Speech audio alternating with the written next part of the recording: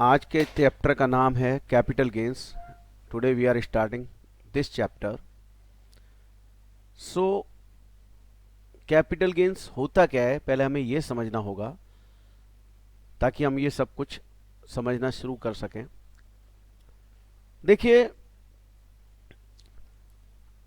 आपने कोई capital asset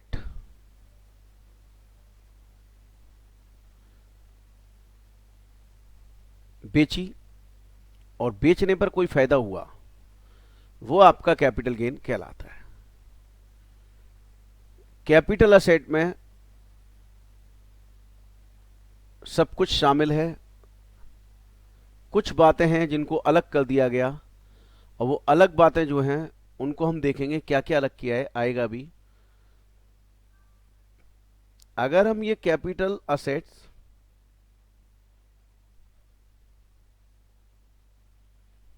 particular time तक अपने पास रखते हैं और बेचते हैं, तो उन पर दो तरीके के कैपिटल गेन हो सकते हैं। अगर कोई capital asset up to 36 months हमने अपने पास रखी और बेची, तो इस पर होने वाला profit short term capital gain कहलाएगा। और मोर देन 36 मंथ्स अपने पास रखी और फिर बेची, तो इस पे होने वाला कैपिटल गेन लॉन्ग टर्म कहलाएगा। सो दो तरीके के कैपिटल गेन होंगे, शॉर्ट टर्म और long term. Period of holding पे डिपेंड कर रहे हैं कि हमने कितने टाइम अपने पास रखा तो लॉन्ग टर्म होगा, और कितने टाइम के बाद बेचा तो शॉर्ट टर्म होगा। अब देखिए, ये बुक है हमारी। बुक में मैं आपको दिखाता हूं।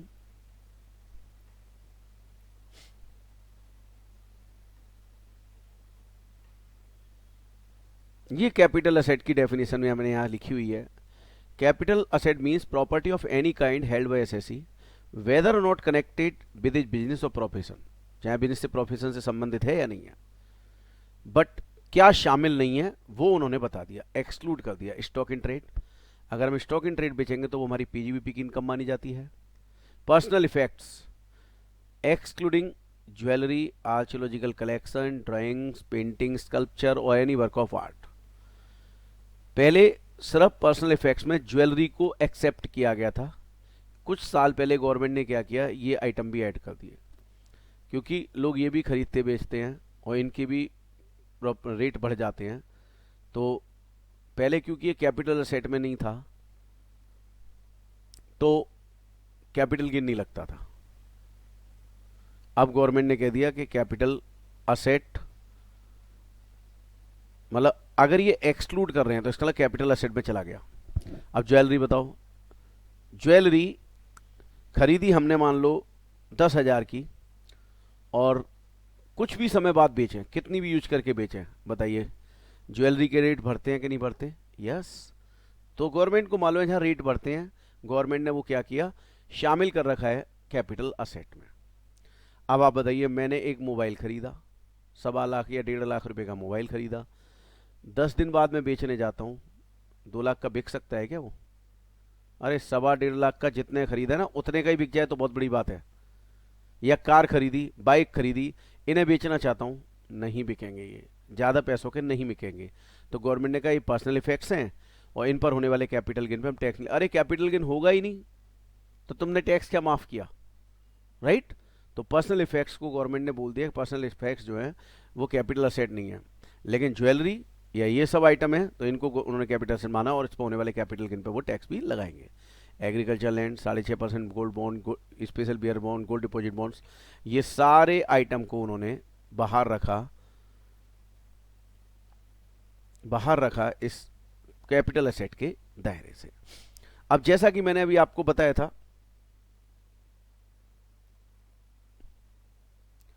कि दो तरह के कैपिटल गेन होंगे, शॉर्ट टर्म या लॉन्ग टर्म। तो अब एक काम करता हूं मैं, ज़्यादा थ्योरी पे ना बोलकर सीधा एक प्रैक्टिकल के थ्रू मैं आपको समझाता हूँ short term long term capital gain कैसे निकाला जाता है। एक एग्जांपल लिया, मान लो एक असेट परचेज की 1119 को for rupees 7 lakh, and incurred rupees 20,000 as registration charge on purchase. This asset is sold on 1/1/21 for rupees 10 lakh. Brokerage on sales 1%. Compute capital के एक सवाल सिंपल सा हमने ये लिख लिया। अब इस क्वेश्चन को हम सॉल्व करते हैं। देखिए कैपिटल गेन का क्वेश्चन लॉन्ग टर्म है या शॉर्ट टर्म, ये डिसाइड होगा पीरियड ऑफ होल्डिंग पर। तो क्वेश्चन स्टार्ट होता है पीरियड ऑफ होल्डिंग से।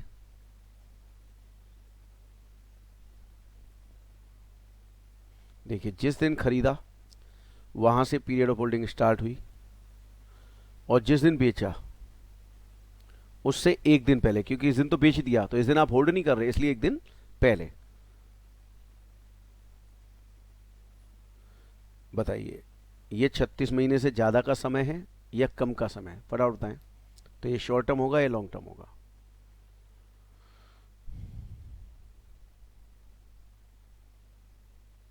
शॉर्ट टर्म, बिल्कुल। That's why this is short term. अब हम आगे बढ़े। सेल प्रोसीड्स 10 लाख है,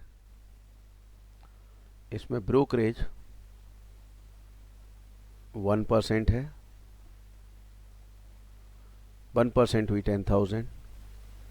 लेस करने के जो बाद वैल्यू आती है उसे हम बोलते हैं नेट सेल्स प्रोसीड, 9,90,000, और माइनस करते हैं cost of acquisition.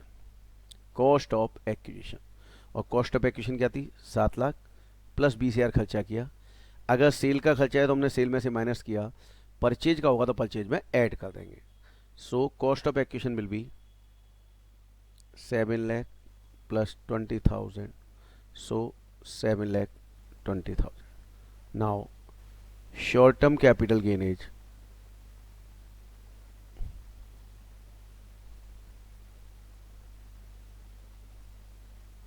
2,70,000, 2,70,000। So this is the answer. तो बताइए शॉर्ट टर्म कैपिटल गेन निकालना जो मैंने बताया वो क्लियर है, आपको समझ आया? प्लीज बताएं।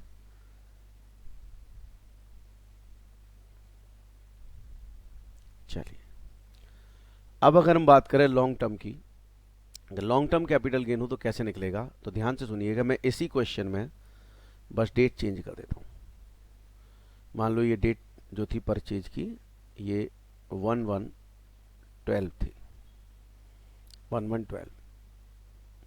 तो बस क्या फर्क होगा, ध्यान से देखना। क्वेश्चन स्टार्ट करेंगे पीरियड ऑफ होल्डिंग से, POH लिखूंगा मैं आगे पीरियड ऑफ होल्डिंग को। 1/1/12 से 31/12/20, ये 36 महीने से ऊपर का समय है, लॉन्ग टर्म कैपिटल गेन कहलाएगा। Cell proceed 10 lakh, brokerage 1% 10,000, net cell proceeds 9,90,000। तो यहां तक लॉन्ग टर्म और शॉर्ट टर्म में कोई डिफरेंस नहीं होता। बट अब गवर्नमेंट कह रही है कि जो ये कॉस्ट थी, ये कॉस्ट, यहां पर ये कॉस्ट कहलाएगी इंडेक्स कॉस्ट ऑफ एक्विजिशन। अब इंडेक्स क्यों करते हैं, कोई बताएगा? इंडेक्स क्यों करते हैं?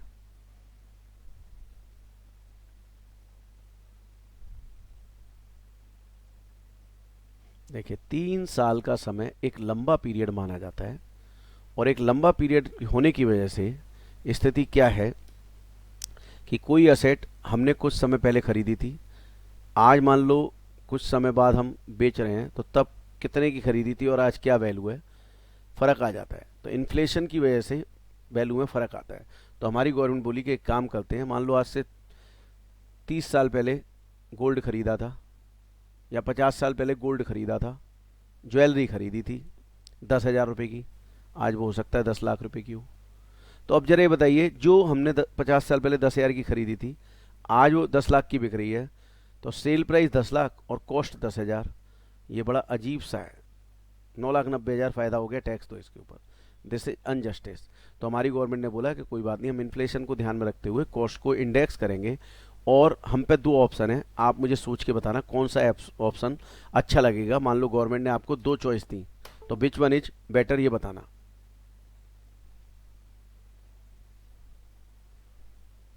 एक मिनट।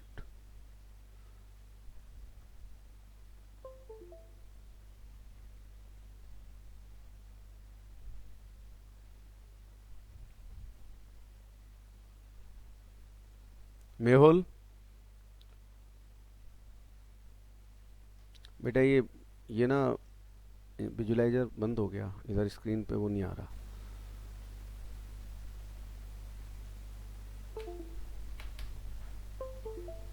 अच्छा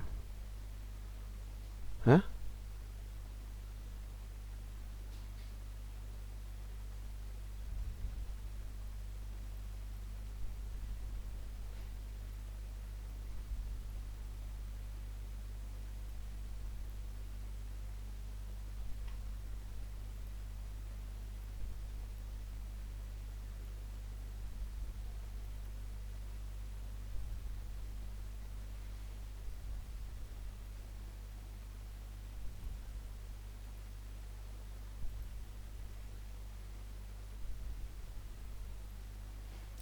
स्क्रीन आपको दिख रही है अभी?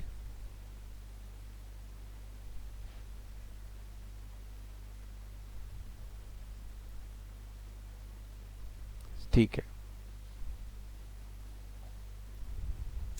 चलिए साहब। तो मैंने आपको बोला था कि दो ऑप्शन है आपके पास, एक परचेज को कन्वर्ट करके सेल वाले ईयर में ले आओ परचेज प्राइस को, या सेल को कन्वर्ट करके परचेज वाले ईयर में ले जाओ। कौन सा बेटर ऑप्शन होगा आपके हिसाब से, परचेज को सेल वाले ईयर में लाना या सेल को परचेज वाले ईयर में 50 साल पीछे ले जाना?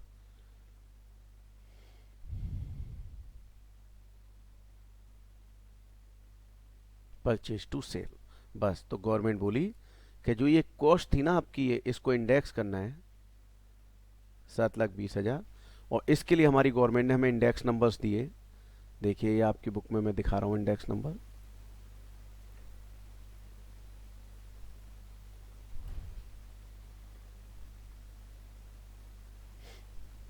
2001-2 से ये इंडेक्स नंबर गवर्नमेंट ने दिए, हालांकि पहले 81-82 से थे, बाद में गवर्नमेंट ने चेंज करके 2001-2 से कर दिए, और ये इंट्रोड्यूस हुए थे 93-94 असेसमेंट ईयर से। बेस ईयर 81-82 लिया था उस समय। अभी ये जो आपका ईयर है वो आपका 1-2 है। अब देखिए जरा, हमारी जो डेट ऑफ परचेज है वो थी 1/1/12, तो 1/1/12, देखिए इंडेक्स निकालने में स्टूडेंट्स को थोड़ी सी दिक्कत आती है, तो मैं वो बता रहा हूँ कैसे करना है, आप लोगों ने ध्यान से देखना, समझ आएगा एक बार में। ये जो डेट है ना, ये वाली, इसके लिए हम 1 अप्रैल से लिखना शुरू करते हैं। जरा बताइए, डेट इसके बीच में आ रही है कि नहीं आ रही? हाँ जी, बिल्कुल आ रही है। बस, तो इसी ईयर का इंडेक्स नंबर, परचेजिंग ईयर का इंडेक्स नंबर डिवाइड करना है, और सेलिंग ईयर का इंडेक्स नंबर मल्टीप्लाई करना है। तो देख लेते हैं क्या क्या नंबर थे। देखिए, 11/12 का है 184, राइट, ये इंडेक्स नंबर, और 20-21 यानी सेल वाले ईयर का कितना है 301, तो डिवाइड बाई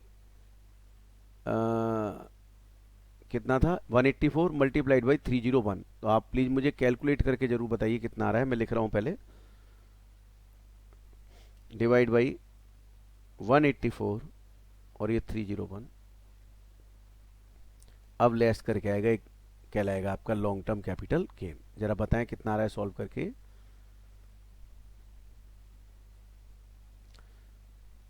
11,77,000। सब लोग प्लीज चेक कर लिया कीजिए। ठीक है, अब मुझे जरा बताइए, इसमें से ये लेस करके कैपिटल गेन की जगह लॉस आ गया, कितना है?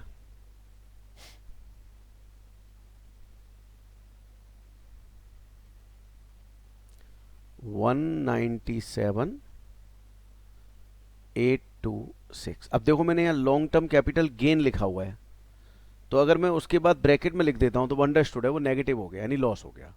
तो ये टेंशन लेने की जरूरत नहीं है कि सर आपने लॉन्ग टर्म कैपिटल गेन के बाद ये लिख दिया, लॉस लिखना था। नहीं, कोई फर्क नहीं पड़ेगा। 187,826 आ रहा है। ओके, 187,826। हाँ, direct long term capital loss लिख सकते हो, फिर ब्रैकेट में लिखने की जरूरत नहीं है, ऐसे ही लिख दीजिए आप। तो बताइए यहां तक क्लियर है? चलिए, अब बात आती है इंडेक्स नंबर जो हमें अवेलेबल हैं 2012 से अवेलेबल है। इसका मतलब अगर हमने असेट एक्वायर की है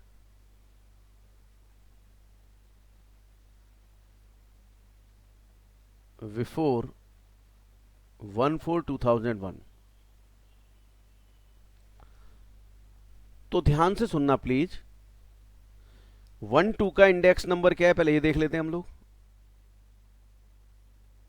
1-2 का इंडेक्स नंबर देख लेते हैं क्या है। 1-2 का इंडेक्स नंबर है जी 100। ये देखिए जी, ये गया 100 है जी। अब मेरी बात ध्यान से सुनना, बहुत ध्यान से, क्योंकि ये बातें जब आप जॉब में जाते हैं तो इंटरव्यू में ये चीजें पूछ ली जाती हैं, फिर बच्चे को चेक करने के लिए कि हमारा बच्चा जो कितना इंटेलिजेंट है, कितना आता है। तो देखिए क्या सवाल है, मैं पूछ रहा हूं आपसे।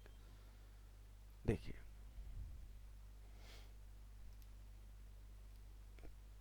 अगर 1/4/2001 से पहले असेट खरीदी गई है तो भैया इंडेक्स नंबर डिवाइड 100 ही होगा।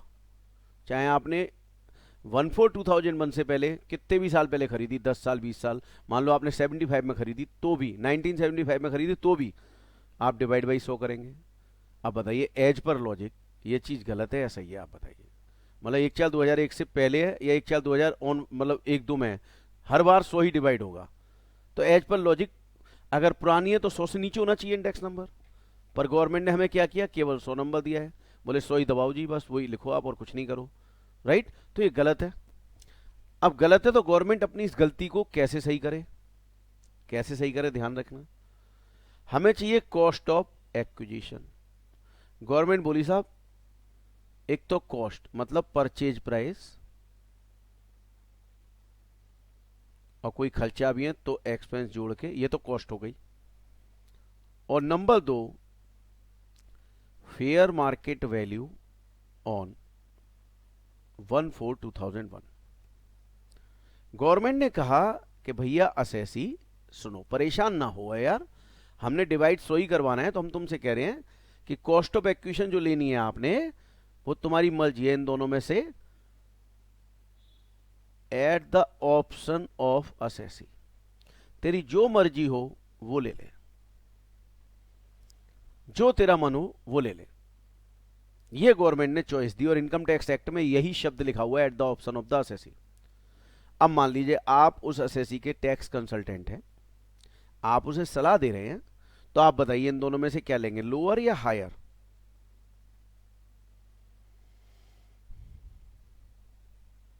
हायर।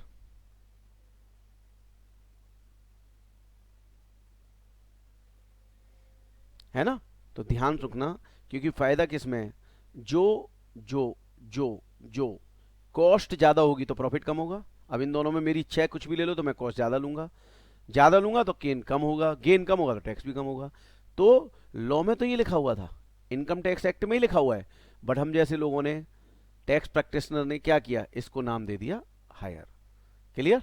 अब एक सवाल आ रहा होगा कि सर 10 लाख की खरीदी थी, 20,000 खर्चा हुआ था खरीदने में, तो ये तो हो गया 10,20,000, और फेयर मार्केट वैल्यू मान लो 12 लाख है, तो सर यहां 12 लाख लिखूं या 20,000 खर्चे जोड़ने के बाद 12,20,000, फिर कंपैरिजन करूं दोनों का? बताइए, 12 लाख से कंपैरिजन या 12,20,000 से?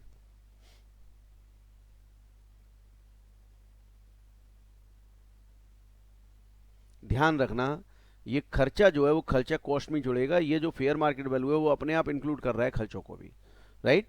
तो इन दोनों में जो हायर होगा वो लेंगे, तो इसका लिए यहां कॉस्ट ऑफ एक्विजिशन क्या हो गई, 12 लाख रुपए। बताइए, एकदम समझ आया? कोई डाउट?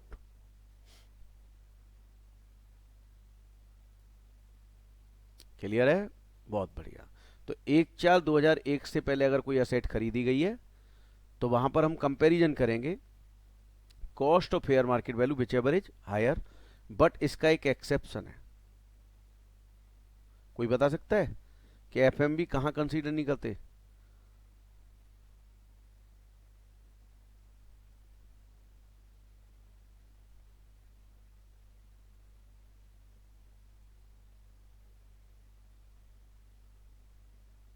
नहीं जी, गलत जा रहे हैं, शेयर प्राइस नहीं। Purchase plus expenses, purchase plus expenses, कोई खरीदने पे ब्रोकरेज दी, रजिस्ट्रेशन चार्ज दिए। तो ध्यान से सुनना मेरी बात, एक्सेप्शन टू एफएमबी ये लिख लीजिए, in case of intangible assets FMV on 1/4/2001 has no relevance. No relevance, कोई रेलिवेंस नहीं है। इसका मतलब ये हुआ कि अगर इंटेंजिबल एसेट होगी तो वहां अगर परचेज प्राइस है तो कॉस्ट लेंगे, उसका इंडेक्स कर देंगे, और अगर नहीं है, है या एफएमबी कितनी भी दी है, एफएमबी को देखना ही नहीं है, एफएमबी इग्नोर करनी है। बोलो ये बात याद रहेगी, और यहां लिख भी लेना, इंपॉर्टेंट कॉन्सेप्ट, एग्जाम में आपसे पूछा जा सकता है, क्योंकि बच्चे ना ऐसे भूल जाते हैं। तो बताइए, एकदम क्लियर, समझ आया?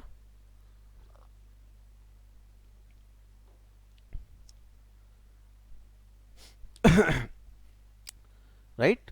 तो यहां पर इंटेंजिबल एसेट के लिए, इंटेंजिबल वैसे ही नहीं दिख रही, ऊपर से तुम उसके दिखाने की कोशिश करोगे क्या कितनी एफएमबी है, क्या है, कैसे डिसाइड होगा? तो गवर्नमेंट ने वहां कह दिया परचेज प्राइस है, उसका बिल वगैरह दिखाओ, कॉस्ट मान लेंगे, बात खत्म। एफएमबी वगैरह का कोई यूज ही नहीं, हम डिसाइड ही नहीं कर पा रहे, बताएंगे कैसे?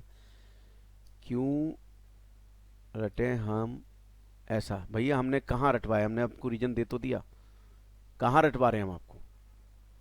हमने बोला ना कि इंटेंजिबल एसेट के लिए परचेज प्राइस तो पता चल जाएगी कितने का खरीदा है, ठीक है? परचेज प्राइस तो पता चल जाएगी, उसका तो बिल है, पर उसकी फेयर मार्केट वैल्यू कैसे जज करोगे? इसलिए गवर्नमेंट ने उसे हटाई दिया वहां से। क्लियर? चलिए, कोई बात नहीं, कोई बात नहीं श्वेता, अब आपने ज्वाइन कर लिया, अब ध्यान से सुनना, थोड़ा सा आगे निकल आए हम, कोई दिक्कत नहीं है। कैपिटल गेन स्टार्ट किया है श्वेता मैंने, कैपिटल गेन। चलिए, ये फटाफट से क्लिक कर लो आप, इतनी पिक्चर जल्दी से, ये वाला, फिर मैं आगे से आगे बढ़ता हूं, फटाफट से क्लिक कर लो।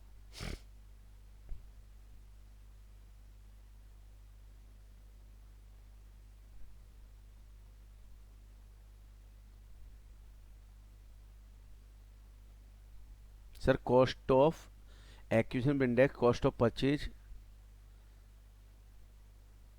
करना होगा। तनवी अभी कैपिटल गेन चल रहा है, और ऐसे पर्सनल थ्योरी अगर बीच चैप्टर में आप मांगो, मैं कहां से दूंगा बताओ आप मुझे? कैपिटल गेन पे फोकस करो अभी आप, ठीक है? चलिए, अब स्थिति क्या है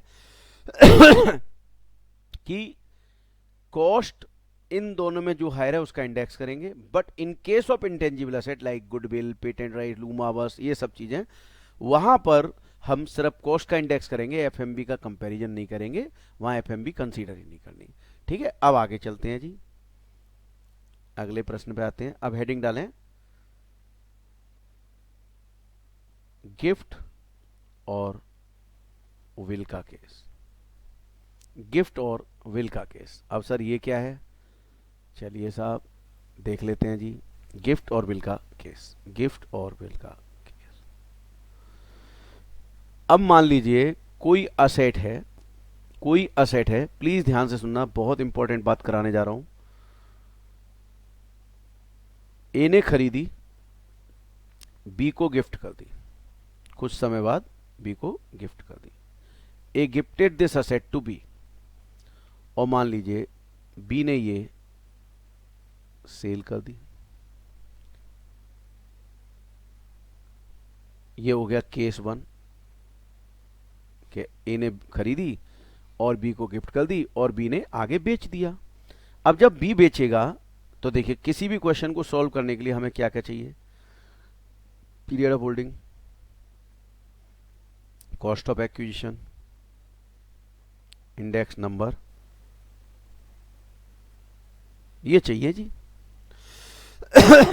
ठीक है साहब, अब ध्यान से सुनना प्लीज, इंपॉर्टेंट होने जा रहा है, टेक्निकल होने जा रहा है थोड़ा सा।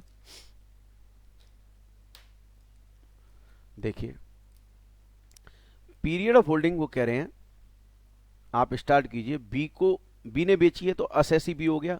ध्यान रखना, जो भी बेचेगा असेसी वही है, क्योंकि कैपिटल गेन उसी को होगा।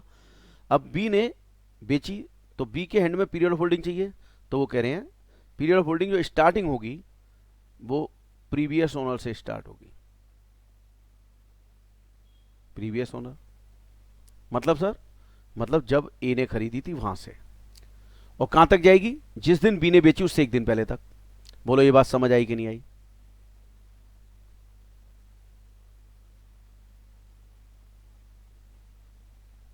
ठीक है, अब सुनो, अब कॉस्ट ऑफ एक्विजिशन, बोले जी कॉस्ट ऑफ एक्विजिशन भी प्रीवियस ओनर ले लो।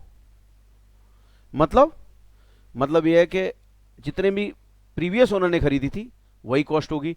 लेकिन सर अगर 2001 से पहले हुई तो, अगर 2001 से पहले है तो फिर वो कह रहे हैं कॉस्ट और एफएमबी दोनों में क्या ले लो, हायर। बोलो बात समझ आई कि नहीं आई? मतलब प्रीवियस ओनर की कॉस्ट लूंगा, बट अगर प्रीवियस ओनर ने भी 1/4/2001 से पहले खरीदी है तो प्रीवियस ओनर के लिए कितने की पड़ी और क्या एफएमबी है, दोनों में जो हायर है वो मैं कॉस्ट ऑफ एक्विजिशन ले लूंगा। बोलो बात समझ आई कि नहीं आई? अब आई बात इंडेक्स नंबर की। तो इंडेक्स नंबर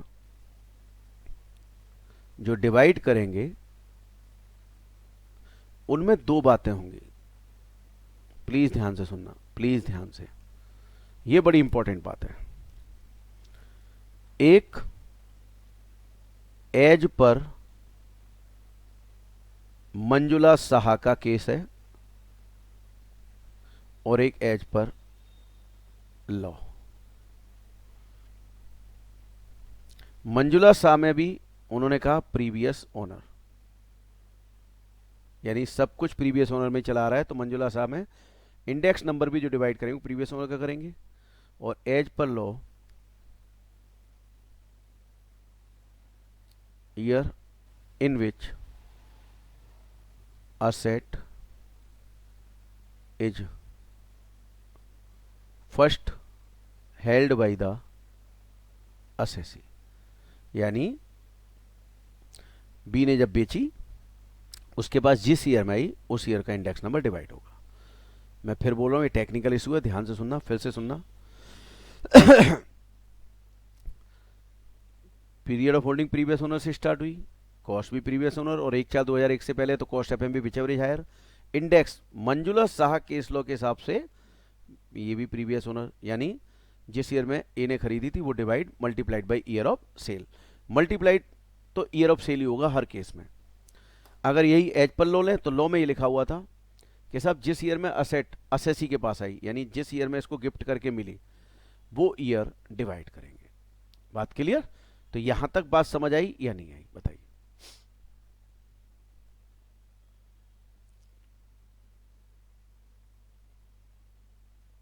चलिए अब आगे सुने। अब मैं केस 2 ले रहा हूं। ए ने खरीदी, बी को दी, बी ने सी को गिफ्ट की, सी ने डी को गिफ्ट की, और डी ने फाइनली सेल कर दी। पहले बताओ केस समझ आ रहा है? ए ने बी को गिफ्ट की, बी ने सी को, सी ने डी को। क्लियर? अब लॉ क्या कह रहा है? लॉ कह रहा है जी कि period of holding previous owner, तो डी का प्रीवियस ओनर सी, सी को भी गिफ्ट मिली। भैया कोर्ट का डिसीजन है, कई बार कोर्ट अपनी पता नहीं किन भावनाओं पर डिसीजन दे जाता है, और वो दे जाता है फिर हमें वो मानना पड़ता है, इसलिए हमें दोनों बताने पड़ रहे हैं आपको, सीधी सी बात है। ठीक है इश्ता? अच्छा जी, सी प्रीवियस ओनर हुआ, अब सी को भी गिफ्ट मिला, तो बी सी का प्रीवियस ओनर बी और बी का ए।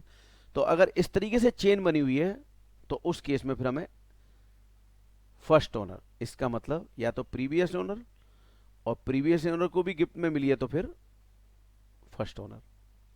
सेम ईयर, प्रीवियस ओनर नहीं तो फर्स्ट ओनर।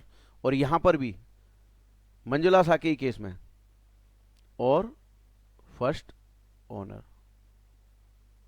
बट ये वाला चेंज रहेगा, इसमें कोई चेंज नहीं है। इसमें ए बी सी डी कितने भी आए, डी के पास जिस ईयर में पहली बार आई बस वो ईयर डिवाइड होगा। सो आई रिपीट, चेन हो चाहे इस तरीके से हो, प्रीवियस ओनर या फर्स्ट ओनर से period of holding, previous owner first owner की कॉस्ट ऑफ एक्विजिशन, और इंडेक्स भी प्रीवियस ओनर या first owner in case of Manjula सा। But in case of law जिस ईयर में जो बेच रहा है असेसी, उसके पास जिस ईयर में असेट आई डिवाइड बाई वो ईयर, और हमेशा मल्टीप्लाइड बाई सेल ईयर। बताओ एकदम समझ आया, क्लियर है कॉन्सेप्ट?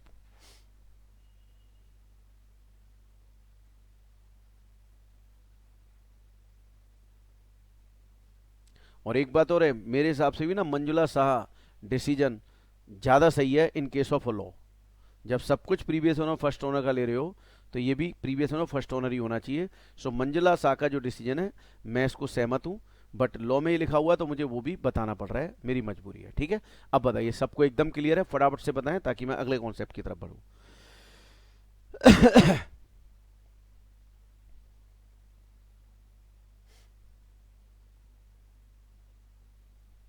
ऑल वेल, सबको क्लियर है? चलिए आगे चलते हैं। अब हम कॉन्सेप्ट लेंगे इंप्रूवमेंट का। अब आप डालिए heading expenditure on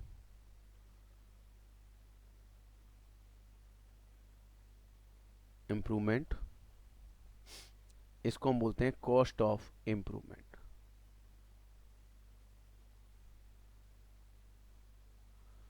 cost of improvement दोस्त, अगर एग्जाम में आ गया तो आपको दोनों ही करने चाहिए, सेफ एंड के सेफर साइड से। मेरे हिसाब से दोनों को सॉल्व करके आइए आप। अब दोनों से सॉल्व करोगे तो उस केस में आंसर चेंज हो जाएगा, क्योंकि एक में इंडेक्स नंबर पहले का हो रहा है, एक में असेसी के पास जिस ईयर में आई वो, तो कॉस्ट दोनों में इंडेक्स के बाद चेंज हो जाएगी। इसलिए दोनों से करके आ जाइए आप। 2 मिनट फालतू लगेंगे, कराइए। हाँ, इंडेक्स नंबर एग्जाम में गिवन होते हैं, परेशान होने की जरूरत नहीं है, बट आप जब प्रैक्टिस करोगे ना क्वेश्चंस की तो आपको ज़्यादातर इंडेक्स नंबर रट जाएंगे, परेशान मत होइए। चलिए साहब, अब हम इम्प्रूवमेंट की बात कर रहे हैं, देखते हैं। अब ध्यान से सुनना, ये थोड़ा सा और टेक्निकल होने जा रहा है, प्लीज़ ध्यान से सुनना।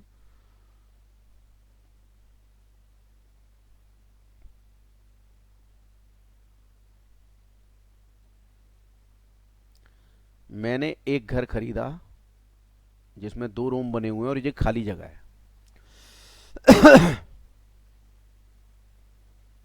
Sir, will cost of acquisition differs if gifted bye relatives? नहीं, क्यों, वाई?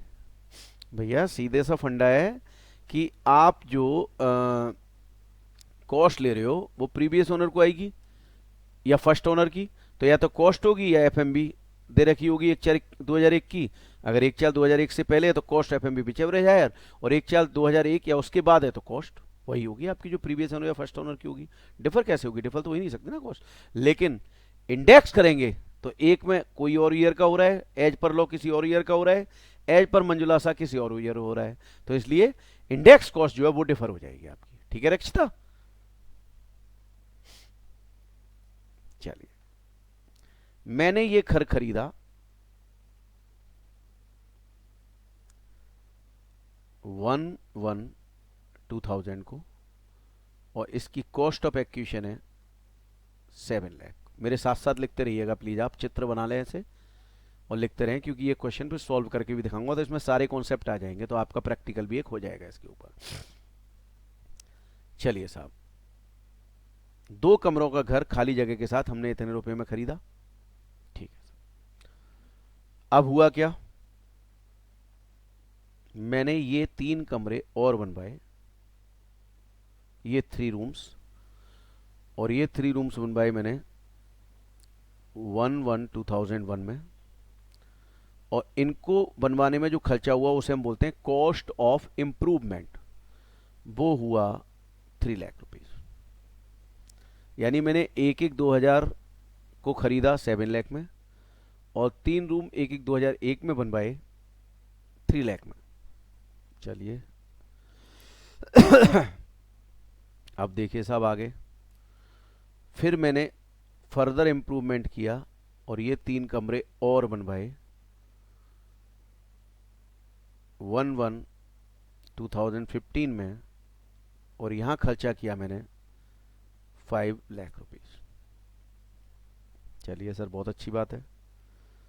फिर सर मैंने क्या किया, ये जगह खाली पड़ी थी, ये भी 2 रूम और बनवाए, तो ये भी कॉस्ट ऑफ इम्प्रूवमेंट आएगा। और ये बनवाए 1/1/2020, और ये खर्चा हुआ मेरा 6 लाख रुपीज। यहां तक सब लोगों ने कॉपी कर लिया? प्लीज बताएं। ठीक है जी। अब हुआ क्या कि इन डेट्स के बीच एक वैल्यू भी आएगी जो कहलाएगी FMB on 1/4/2001। So fair market value on 1/4/2001 was 9,50,000 rupees. ठीक है साहब। अब ये घर जो है पूरा बेच दिया, sold for rupees 1.5 crore on 1/1/21, brokerage on sale 1%, compute capital gain for assessment year 2021-22। 2021-22 बताइए साहब, सारा सवाल आप लोगों ने लिख लिया है चित्र बना के पूरा? ठीक है साहब। अब सुने मेरी बात। लॉ कहता है कि cost of improvement before 1/4/2001 is to be ignored. Ignore करनी है। कोई रीजन बता सकता है कि इंप्रूवमेंट पे खर्चा जो 1/4/2001 से पहले है उसे इग्नोर करना है? क्यों करना है? क्या रीजन है? बस द रीजन।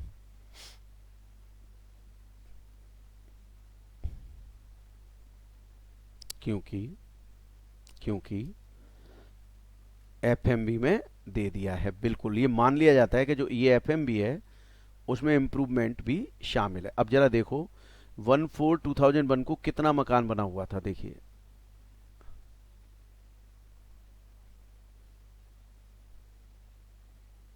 ये इतना मकान बना हुआ था और ये वाला एरिया खाली था।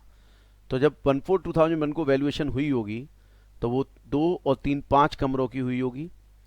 और चूंकि उस समय गवर्नमेंट ये मानती है कि इनको एक्चुअली 1981 से पहले का कॉन्सेप्ट है ये, तो उस समय बिल वगैरह इतने नहीं होते थे। पर 2001 के आसपास तो बिलिंग थी, पर उसी को कंटिन्यू कर दिया बजाय लॉ में अमेंडमेंट करने के। As per my opinion law में अमेंडमेंट होना चाहिए, बट चलिए कोई बात नहीं। ये improvement deem to be understood in this, so हम जब क्वेश्चन सॉल्व करेंगे तो इसे बिल्कुल कंसीडर नहीं करेंगे, इग्नोर कर देंगे। राइट? अब अगर हमें ये सॉल्व करना है तो कैसे करें? देखिए, पीरियड ऑफ होल्डिंग से यहां तक लॉन्ग टर्म हो गया, सेल प्रोसीड आपको पता है, खर्चा पता है, नेट सेल प्रोसीड आ गई। अब इसके बाद में आपने कॉस्ट ऑफ एक्विजिशन लेस करनी है, तो 7 लाख और 9,50,000 दोनों में कौन सा हो गया? ये, इसका इंडेक्स कर देंगे। और इसके बाद जो है ये दोनों भी इम्प्रूवमेंट, जैसे कॉस्ट का इंडेक्स किया है वैसे ही इम्प्रूवमेंट का भी इंडेक्स करेंगे, और फिर सारा नेट सेल प्रोसीड में से कॉस्ट ऑफ एक्विजिशन भी, और मतलब इंडेक्स कॉस्ट ऑफ एक्विजिशन भी और इंडेक्स कॉस्ट ऑफ इंप्रूवमेंट भी लेस कर देंगे। तो चलिए मेरे साथ आप लोग सॉल्व करवाएं इस सवाल को। सबसे पहले पीरियड ऑफ होल्डिंग मैं ले रहा हूं 1/1/2000 से 31/12/2020 लॉन्ग टर्म। अब देखिए सेल प्रोसीड्स कितनी है जी? 1.5 करोड़। जरा बताइए ब्रोकरेज 1% से कितनी आ रही है? आई थिंक 1.5 लाख आएगी। So net cell proceed is 1,48,00,000 और 50,000। 1,48,50,000 minus index cost of acquisition. तो मैंने आपको बोला था कि 7 लाख और 9,50,000, तो दोनों में हायर 9,50,000 डिवाइड 100 ही होगा और मल्टीप्लाइड बाई 20-21 का। जरा बताएं ये कितना आ रहा है, सॉल्व करके जरा। सब लोग फटाफट से लिखा कीजिए ताकि क्लास चलती रहे, रुके नहीं। सब लोग देखिए, इतना ही आ रहा है। ओके, 2859 500।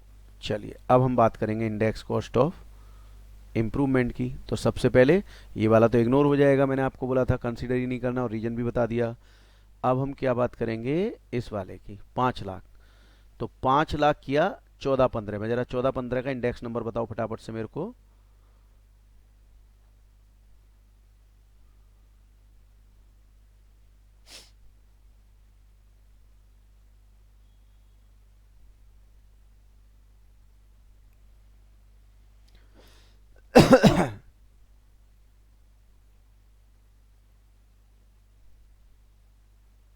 टू 240। चलिए 240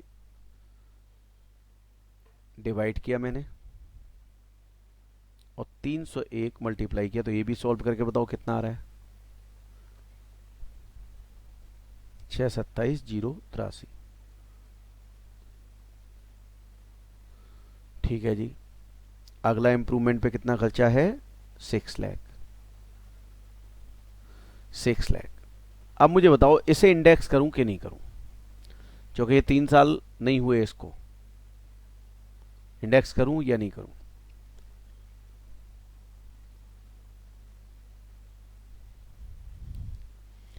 कोई है जो कहेगा यस और उसका रीजन देगा कि हाँ सर होगा और जरूर होगा। नूर क्यों, रीजन। तन्वी रीजन।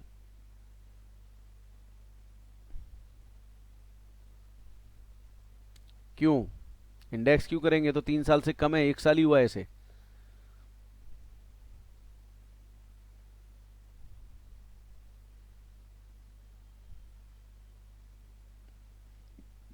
ये रीजन नहीं है तन्वी। नूर आप बताओ। बिल्कुल। देखो साहब, लॉन्ग टर्म है या शॉर्ट टर्म, वो यहीं तय हो चुका है। और एक बार यहां लॉन्ग टर्म लिख गया, अगर यहां पर लॉन्ग टर्म लिख गया तो ध्यान रखना, फिर जितनी भी कॉस्ट है, चाहे इंप्रूवमेंट चाहे एक्विजिशन, सब इंडेक्स होंगी। इसका मतलब 6 लाख भी इंडेक्स होगी। सो 6 लाख डिवाइड बाई कितना है जरा बताएंगे, 19-20 का इंडेक्स नंबर 289। चलिए तो बस 289 डिवाइड कर दीजिए और मल्टीप्लाइड 301 और बताइए कितना आ रहा है।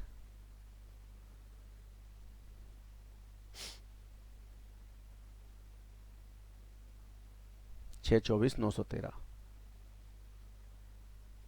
बस सबको इसमें से 1 2 3 ये सब लेस कर दीजिए और बताइए लॉन्ग टर्म कैपिटल गेन कितना है, सब लेस करने के बाद।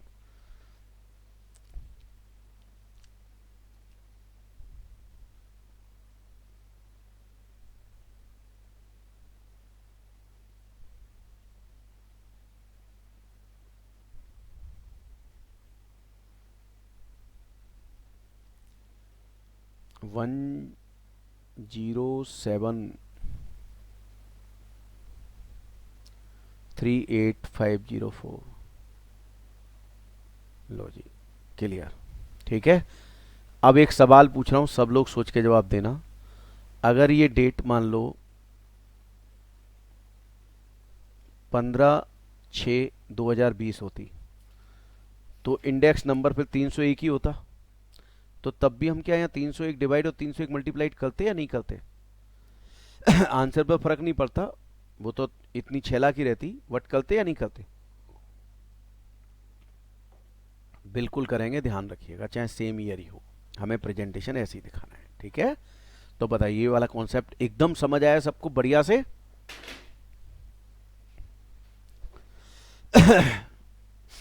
चलिए, अब एक छोटा सा कॉन्सेप्ट और है, वो बता रहा हूँ, उसके बाद एक क्वेश्चन दूंगा, करके दिखाना 5 मिनट में बस, इससे ज़्यादा टाइम नहीं दूंगा।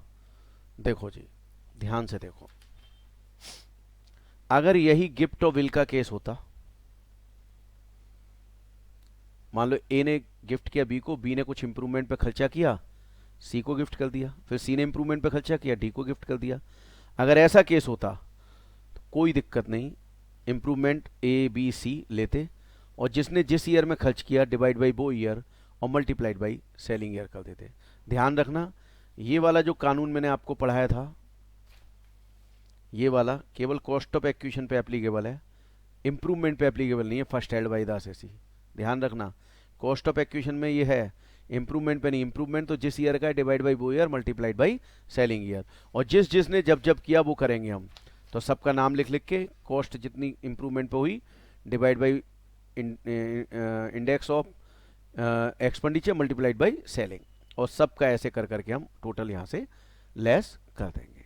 तो बताइए, अब एक सवाल दूं, सबका मिक्स, तो फटाफट हो जाएगा या नहीं हो जाएगा? बताइए फटाफट से।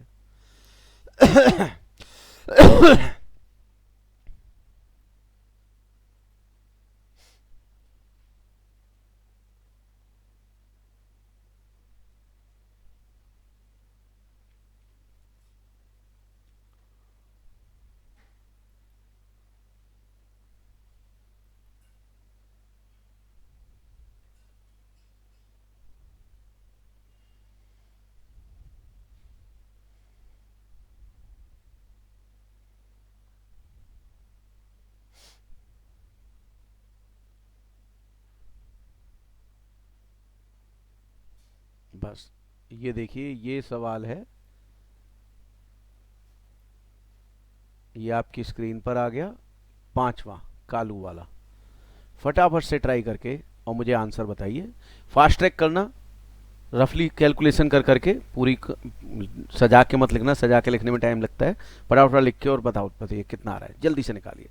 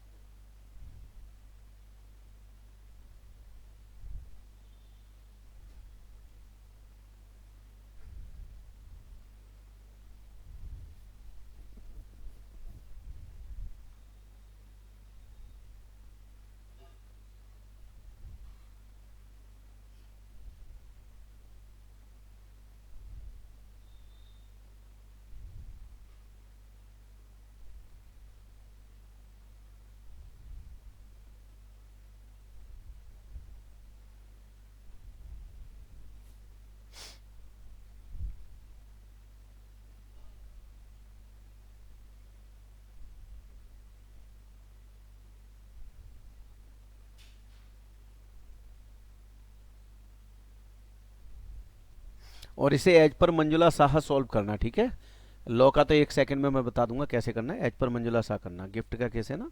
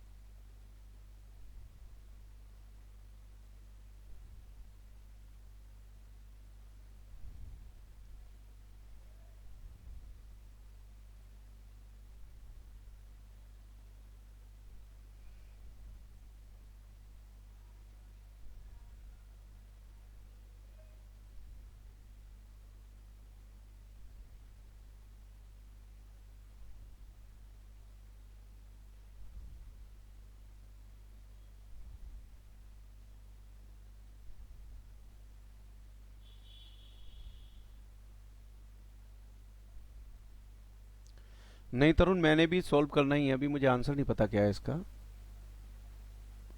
चलिए सॉल्व करवाएं आप मेरा भी।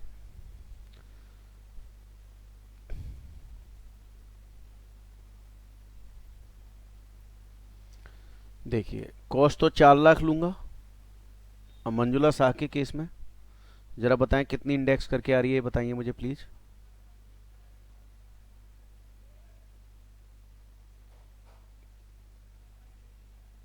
कॉस्ट बताएं प्लीज। 12,40,000। 12,04,000 लग भी रहा है, 12,04,000 ही होना चाहिए। हाँ 12,04,000 ही होगा, दो लोगों का आ गया। लो जी, ये हो गया। अब देखो कालू का पहला वाला तो इग्नोर करना है, दूसरा वाला 55,000 है। अब जिस ईयर में किया है वो कौन सा ईयर है, एक बार देख लेते हैं। 4-5, 4-5 का इंडेक्स नंबर बताइए क्या है जरा। 4-5 का इंडेक्स नंबर 113। बताइए कितना आया है सॉल्व करके।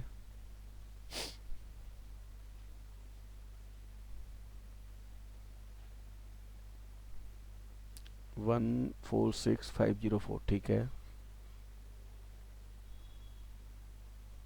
ऐसे ये 40,000 जिस ईयर में किया है वो ईयर है आपका 89। 89 का इंडेक्स नंबर बताओ क्या है। 137, ठीक है। अब ये सॉल्व करके बताओ कितना आया फिर। 87,883।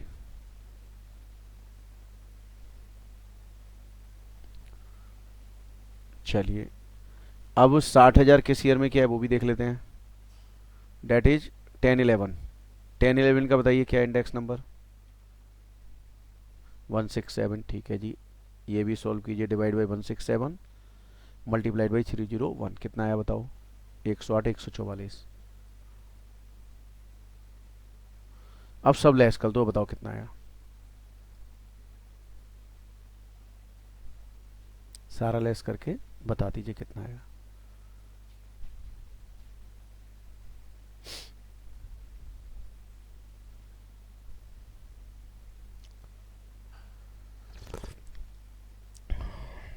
एट 61469।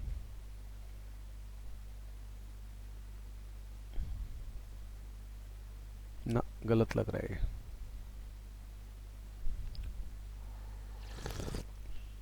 6293,469, ये थोड़ा ठीक लग रहा है। एक दो लोग और लिख दें क्या आ रहा है answer please.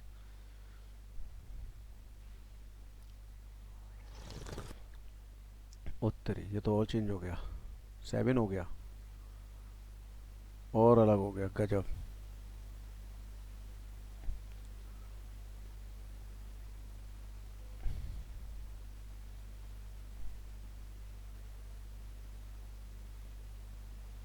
Six to nine three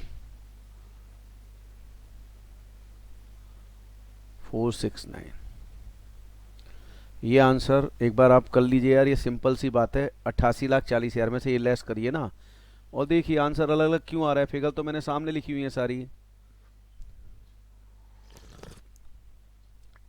अच्छा, NSP 7-8 होगा, sorry sorry sorry sorry sorry.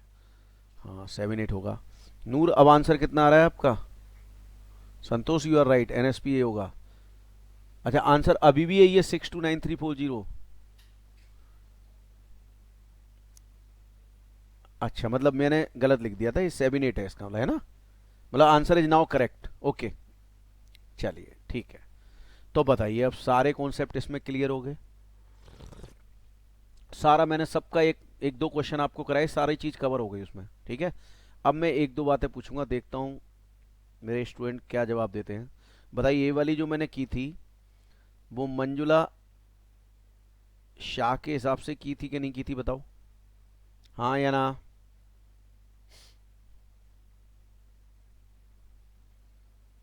Okay, इसी को अगर लॉ के हिसाब से मैं करता तो बताइए फिर क्या करता मैं। 4 लाख डिवाइड बाई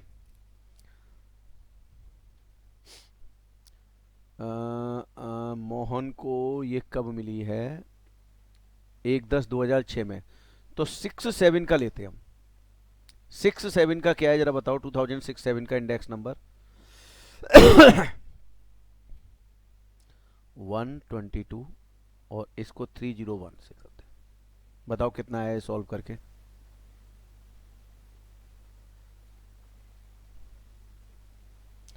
986,885। ठीक है साहब। अब जरा ध्यान से देखो, ये नहीं लेस होगा, अब ये लेस होगा, तो ये और ये सारे लेस करके जरा बताओ मुझे अब कैपिटल गेन क्या आ रहा है। 78,40,000 में से ये लेस करो और ये तीनों लेस करो, बताओ। ये तो सेम रहेंगे, इसमें कोई चेंज नहीं होगा।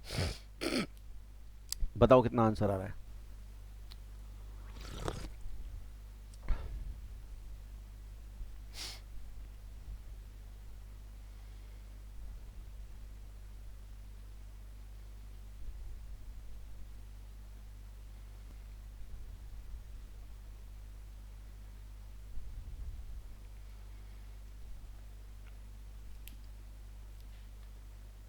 फिर चेंज हो गया आंसर। 65,10,584। नूर आलम आपका कुछ और आ रहा है भाई। 78-40 में से ये लेस करो और ये तीनों लेस करो। सब लोग देखो क्या आ रहा है, सबका वही आ रहा है। 65-10-584। 584। ठीक है। अब बताओ, इसे मैं लिख सकता हूँ ये एज पर लॉ है, बोलो हाँ या ना। बस सिंपल। तो यहां तक की क्लास एकदम क्लियर है, फटाफट से लिखो फिर मैं आगे बढ़ना शुरू करूंगा।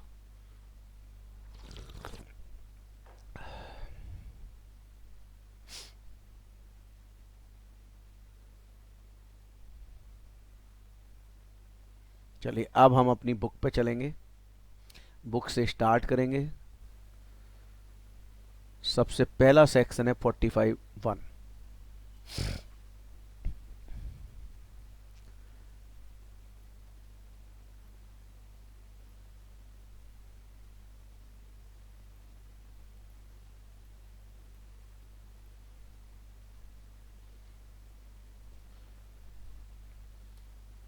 मेरा राइटिंग पैड आपको दिख रहा है ना।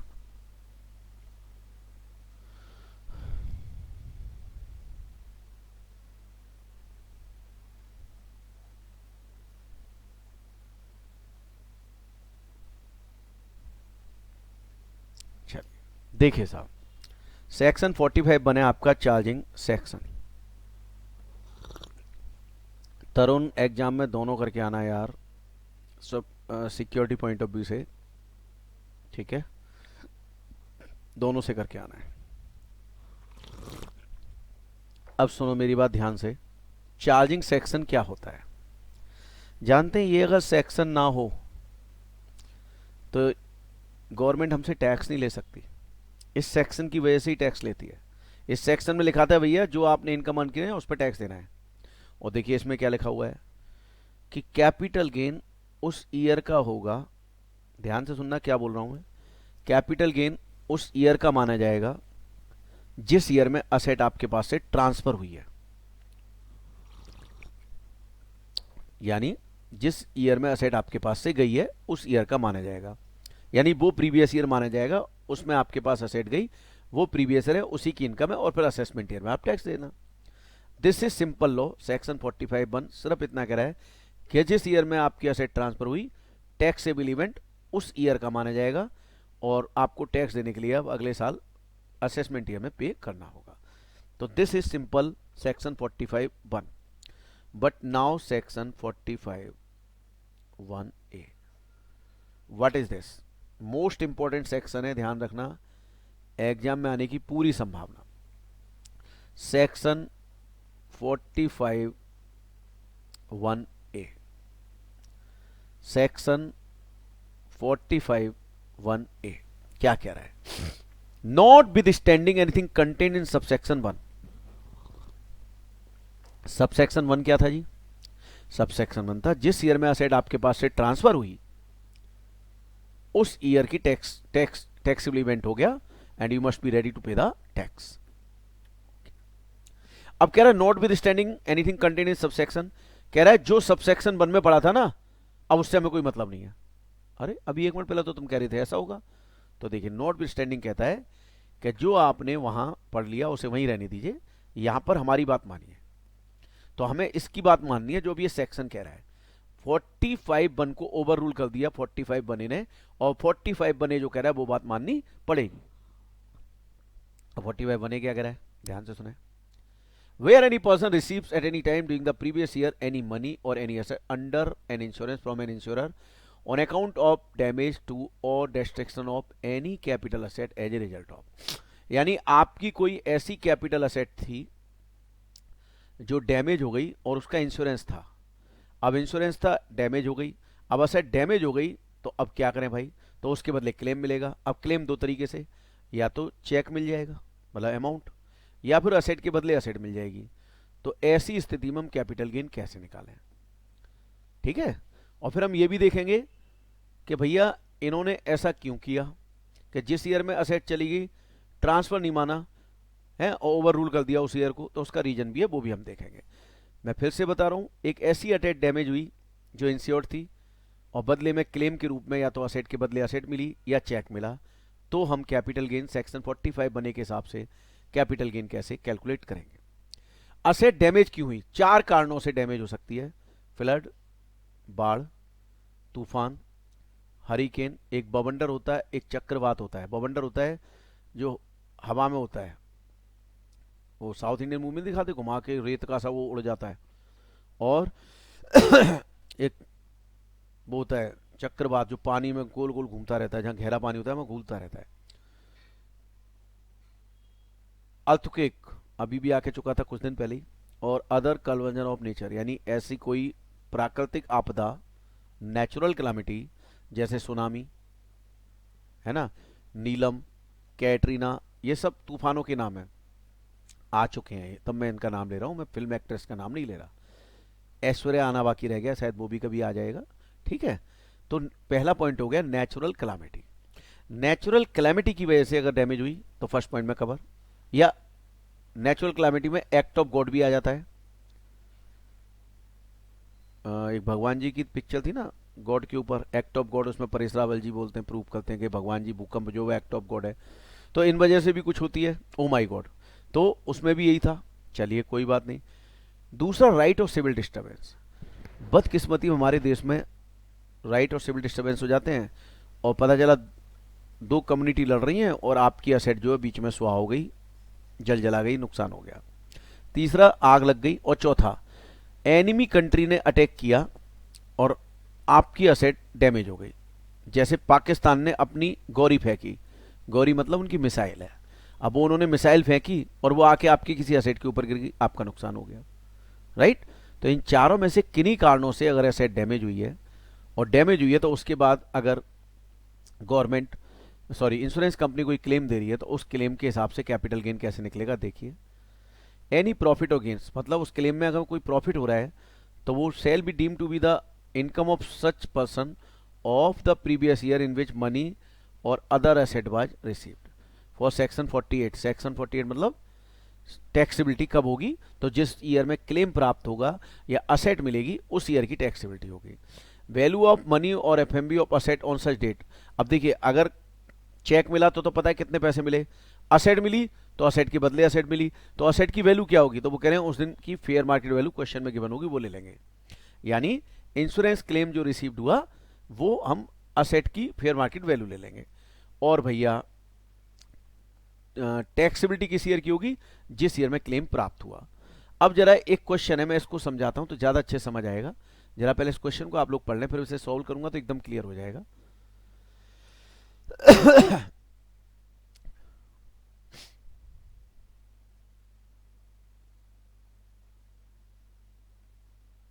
देखिए बुक नहीं दिख रही, ओके। अब देखिए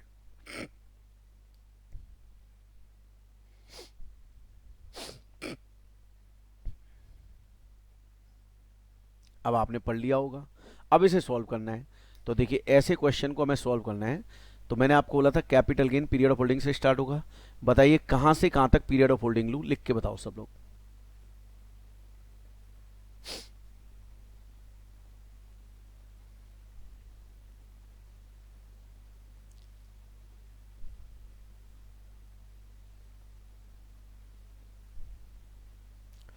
पीरियड ऑफ होल्डिंग किस डेट से किस डेट तक होगी, प्लीज लिख के बताएं।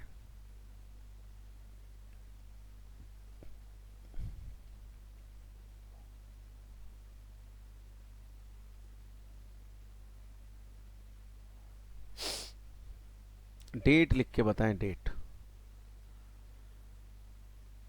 1/10/2007 से, और जिस दिन आग लगी उससे एक दिन पहले तक, क्योंकि उसके बाद आप असेट होल्ड नहीं कर रहे, तो ये डेट है, ये डेट इस में काम नहीं आएगी। तो चलिए पीरियड ऑफ होल्डिंग हो गई आपकी 1/10/2007 से 16/10/2019, ये पीरियड लॉन्ग टर्म हो गया। अब देखिए क्लेम कितना मिला, 6,90,000 रुपये।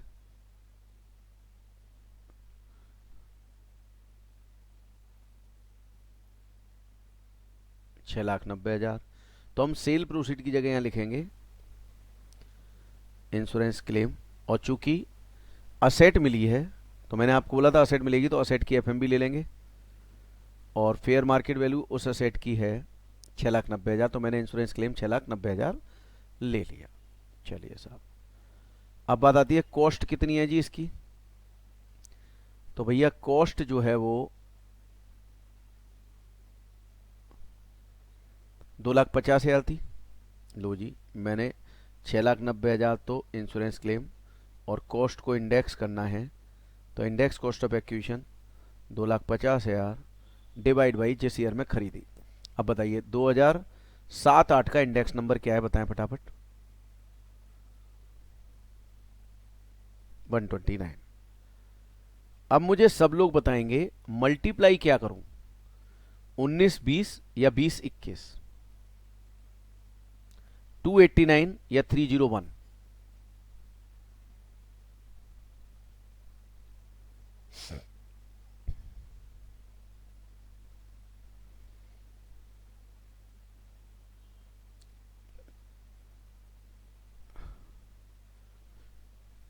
वो 129 था ना 7-8 का।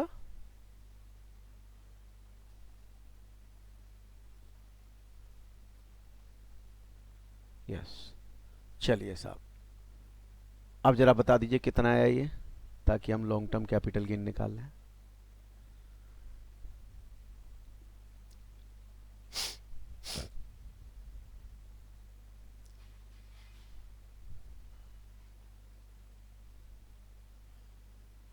कैपिटल गेन निकालो।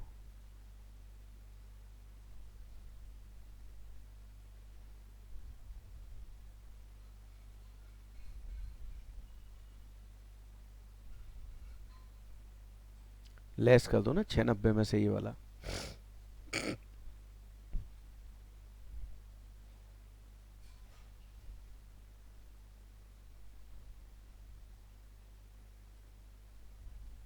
टू 3 कर लीजिए, है ना। चलिए, तो भैया प्रश्न ये उठता है कि यही तो हम करते आए हैं, तो फिर नॉट विथस्टैंडिंग का मतलब क्या है। नॉट विथस्टैंडिंग का मतलब ये है, ध्यान से सुनना, कि भैया इंडेक्स बेनिफिट हम देंगे वहां तक का जब तक आपने असेट होल्ड की, क्योंकि होल्ड की इंडेक्स बेनिफिट वहीं तक मिलेगा। बट ये वाला जो कैपिटल गेन है ये टैक्सेबल होगा 2020-21 की इनकम मान के, यानी ये प्रीवियस ईयर होगा, और असेसमेंट ईयर होगा इसका 21-22। इस पर टैक्स इस ईयर में लगेगा, और लॉजिकल भी है। बताइए जब इंडेक्स यहाँ किया तो टैक्स उस ईयर में क्यों नहीं लगाया जिस ईयर में असेट डैमेज हुई। अरे भैया उस ईयर में हमें पता क्या है कितना क्लेम मिलेगा कितना नहीं मिलेगा, और जब तक क्लेम का अमाउंट नहीं मिलेगा, चाहे वो ईयर सेम भी हो सकता है, अगर सेम है तो उसी ईयर का ले लेंगे, तो जब तक क्लेम का अमाउंट या क्लेम कितने का नहीं मिलेगा तब तक हम टैक्सेबल कैपिटल गेन कैसे निकालें। तो चूंकि क्लेम अगले साल मिला, तो जिस ईयर में क्लेम मिला टैक्स उसी ईयर की लायबिलिटी बनेगी, ना कि जिस ईयर में असेट डैमेज होगी। अब बताओ असेट डैमेज हो गई उसी ईयर में, गवर्नमेंट के सेक्शन 45(1) के हिसाब से भैया असेट डैमेज हो गई, ट्रांसफर हो गई, लाओ अब हमें टैक्स दो। हैं। एक तो उस बेचारे को वैसे ही अंदर से आग लगी हुई है कि मेरी असेट जल गई, ऊपर से तुम उससे और टैक्स मांग लो तो उसे और बुरा नहीं लगेगा, कह रहा क्लेम दे नहीं रहे हो, टैक्स चाहिए। तो यहाँ पर यही स्थिति है कि कैपिटल गेन तो वहां तक का ही निकालेंगे, इंडेक्स वहां तक का करेंगे जहां तक असेट आपने होल्ड की है, बट कैपिटल गेन जो निकल के आएगा उस पर टैक्स उस ईयर में देंगे जिस ईयर में क्लेम प्राप्त हुआ। बताइए एकदम समझ आए ये सेक्शन, कोई डाउट है मन में?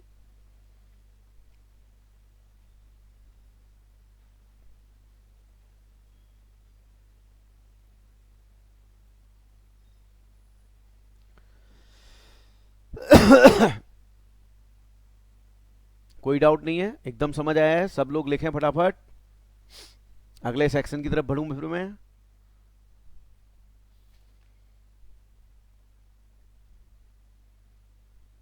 चलिए सेक्शन 45(2) क्या कह रहा है, चलिए इसको मैं सीधे एक एग्जांपल से समझाता हूं तो टाइम बच जाएगा।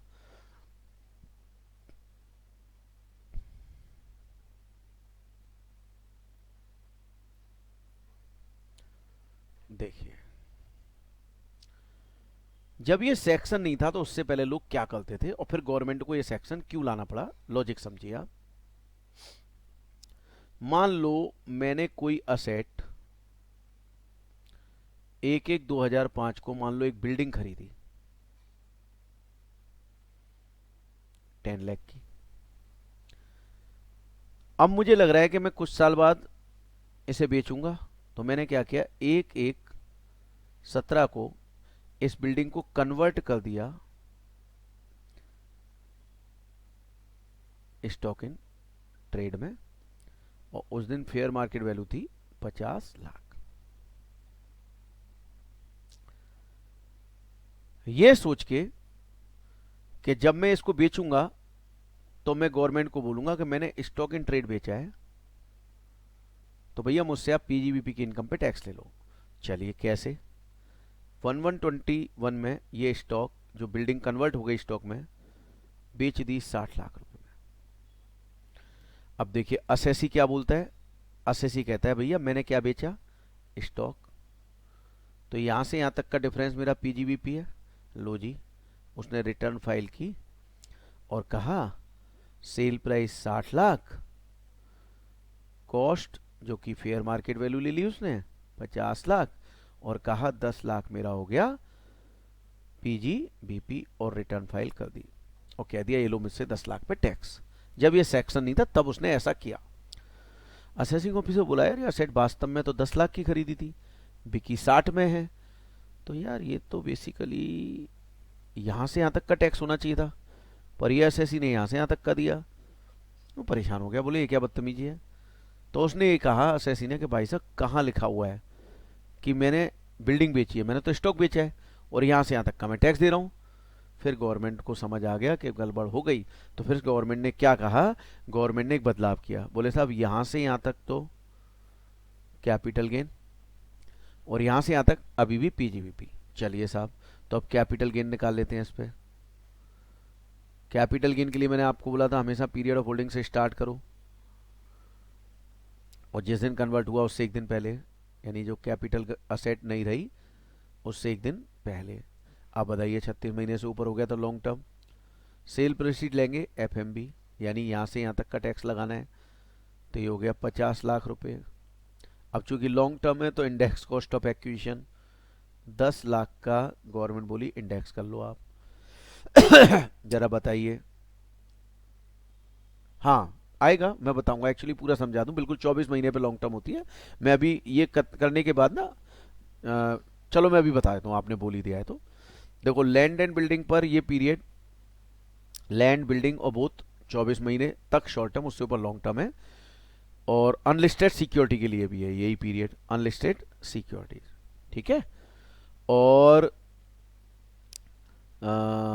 अब बचा लिस्टेड सिक्योरिटीज, तो लिस्टेड सिक्योरिटीज के लिए 12 मंथ्स है, ठीक है।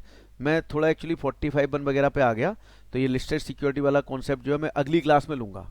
आज मैं ये चूंकि ये पढ़ लिया मैंने, थोड़ा दिमाग से वो हो गया था स्किप, तो मैंने ये वाला आज भी नहीं डिस्कस किया, तो ये मैं बोनस शेयर, राइट शेयर वगैरह सब इसमें ले लूंगा, कल ले लूंगा। अभी एक फ्लो बन गया तो मैं इसको खत्म करा रहा हूँ, ठीक है। चलिए तो लॉन्ग टर्म हो गया ये। अब ये लॉन्ग टर्म हो गया तो इंडेक्स कर दो भैया। 4-5 का बताना क्या है इंडेक्स नंबर, 113 और भैया 16-17 जब कन्वर्ट हुआ था 16-17 का बताओ 264। बस सॉल्व कर दो। लॉन्ग टर्म कैपिटल गेन ये बताओ पहले कितना आया 10 lakh divide by 113 into 264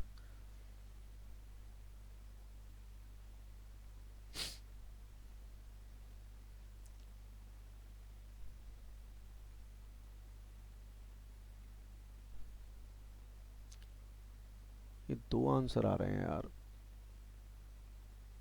233 okay सही है सबका ये आ रहा है 233 अब ये माइनस करके भी बता दो कितना आ रहा है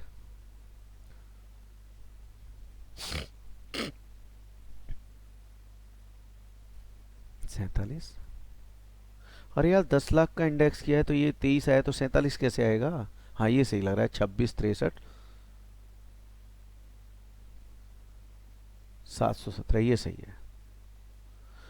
अब देखिए अब प्रश्न ये उठा कि अब सेक्शन हम देख लेते हैं क्या कह रहा है।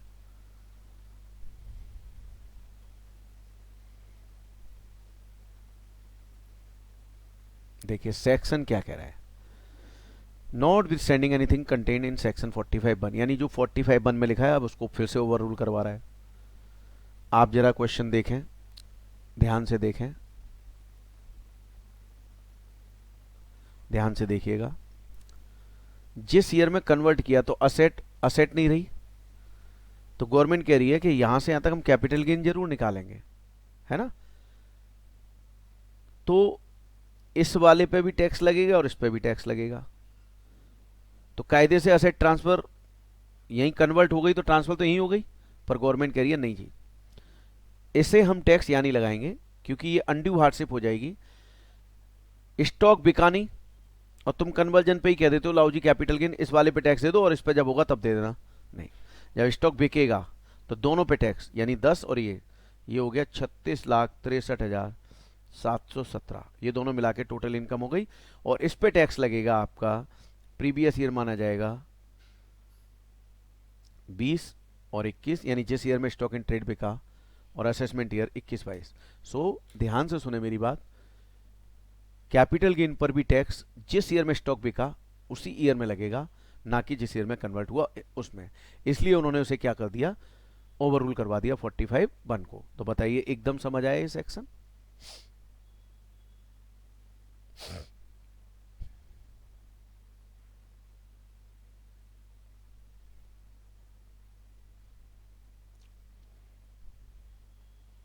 चलिए अगला सेक्शन लेते हैं 45(2)(a)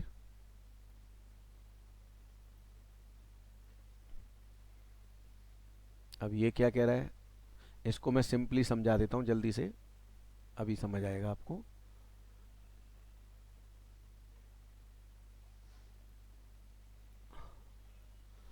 देखिए अभी अगर हम शेयर्स खरीदते और बेचते हैं तो हमें क्या हमारे पास होना जरूरी है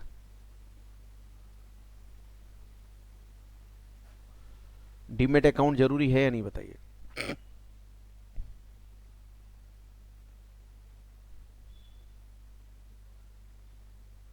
लेकिन जब हम 90s के दौर की बात करें उस समय डीमेट अकाउंट नहीं था तो कैसे बिकते थे शेयर। देखिए पहले उस समय की कोशिश बताता हूं। ये शेयर सर्टिफिकेट है और इस शेयर सर्टिफिकेट पे मेरा नाम संजीव वासने लिखा हुआ है। मुझे ये बेचने हैं मिस्टर रामलाल को तो मैंने एक ट्रांसफर फॉर्म भरा यहाँ रामलाल लिखा और रेड कलर की रेवेन्यू स्टैंप होती थी फीस के बराबर हमें खरीदनी होती थी और उन्हें यहाँ चिपका के और साइन करके क्रॉस करके मैं ये रामलाल को दे देता था और रामलाल फिर क्या करता था ये रामलाल क्या करता था ये सर्टिफिकेट और ट्रांसफर फॉर्म दोनों जिस कंपनी के शेयर्स थे वहां भेज देता था और फिर कंपनी एक नया सर्टिफिकेट रामलाल के नाम से यानी एसबी संजीव वासने हटा के क्या लेके आ रहे हैं रामलाल। तो ये रामलाल के नाम से नया सर्टिफिकेट बनाने में, भेजने में 2-2.5 महीना 3 महीने लगा देती थी। पर उस जमाने में अगर ये बेचे जाएं तो बताइए कितनी बार बिकते? 4 से 5 बार ही सेल हो पाते। बोलो हाँ या ना? ऐसे बेचेंगे तो 4 से 5 बार ही बिकेंगे।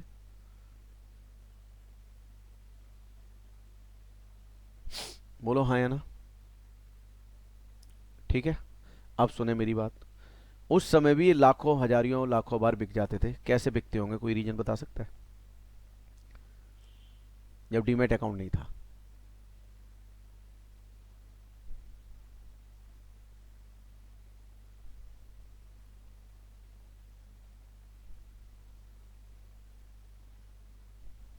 नो आइडिया, कोई बात नहीं। ऐसे बिकते थे, मैं यहां पर नाम नहीं डालता था, ब्लैंक ट्रांसफर कहलाता था ये।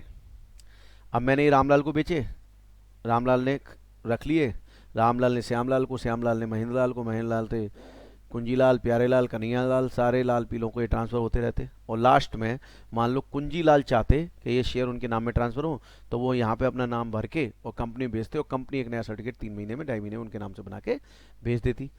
अब ऐसा करने से बताइए क्या हो रहा था? ऐसा होने पर क्या नुकसान हो रहा था गवर्नमेंट को?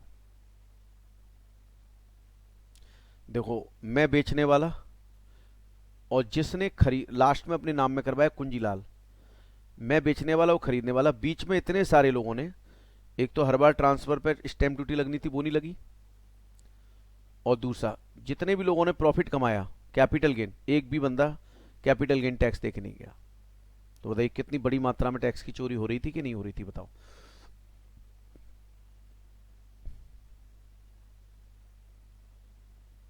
बस वही गवर्नमेंट ने, अड़ोसी पड़ोसी देश तो खैर इस लायक है ही नहीं, थोड़े दूर तक सोचना शुरू किया, देखना शुरू किया, तो गवर्नमेंट को पता चला कि यार एक डीमेट ट्रांसफ़र होता है, इलेक्ट्रॉनिक ट्रांसफ़र होता है, डीमेट अकाउंट बना के, और उसमें ये सब बदतमीजियाँ बच जाएंगी। तो बस इंडिया में गवर्नमेंट डीमेट कॉन्सेप्ट लेके आई।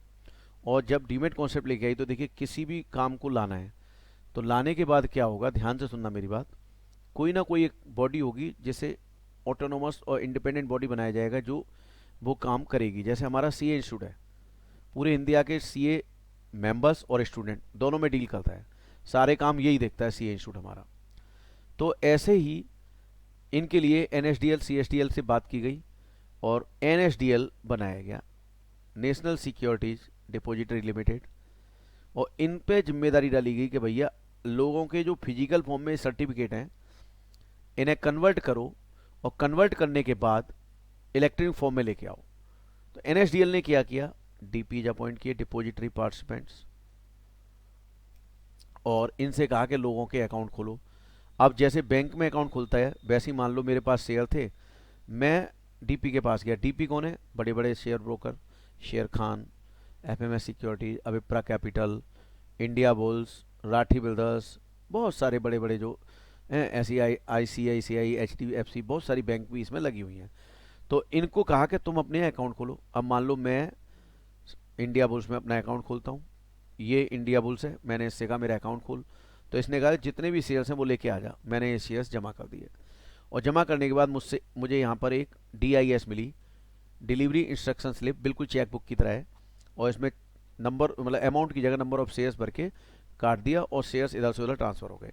अब मैं एक बात पूछता हूँ आपसे कि मान लो ये बैंक है और ये आरबीआई है, फॉर एग्जाम्पल मेरे को एसबीआई का चेक मेरे को मिलता है किसी एक्स से। अब मेरे को मिला एसबीआई का cheque, State Bank of India का, और मेरा अकाउंट है पीएनबी में। तो बताइए मुझे ये चेक, जो अकाउंट पे चेक मिला है एसबीआई का मिला है और मेरा अकाउंट पीएनबी में, तो क्या मुझे एसबीआई में अकाउंट खोलना जरूरी है, या पीएनबी में जमा करूंगा और पीएनबी आरबीआई के पास जाएगी, आरबीआई क्लियरेंस कर देगी, तो एसबीआई में से जिसने चेक काटा उसके में से माइनस हो जाएंगे पैसे, और मेरे पीएनबी में पैसे प्लस हो जाएंगे? बोलो ऐसा ही होता होगा या नहीं होता होगा? क्लियरिंग में, चेक क्लियरिंग में जिसने काटा उसके माइनस, जिसे मिला उसके प्लस। आरबीआई का काम ये है, क्लियरिंग करना। यस, ऐसे ही होता है।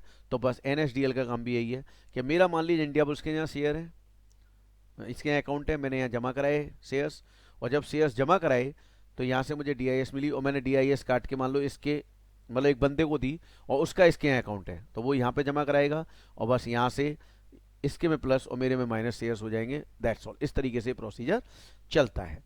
तो भैया इसमें सर कैपिटल गेन की बात क्या है? कुछ नहीं, बस 2 मिनट, बल्कि 1 मिनट ध्यान से सुनना। मेरे पास शेयर्स फिजिकल फॉर्म में थे, अब मैंने वो अकाउंट में जमा कराए।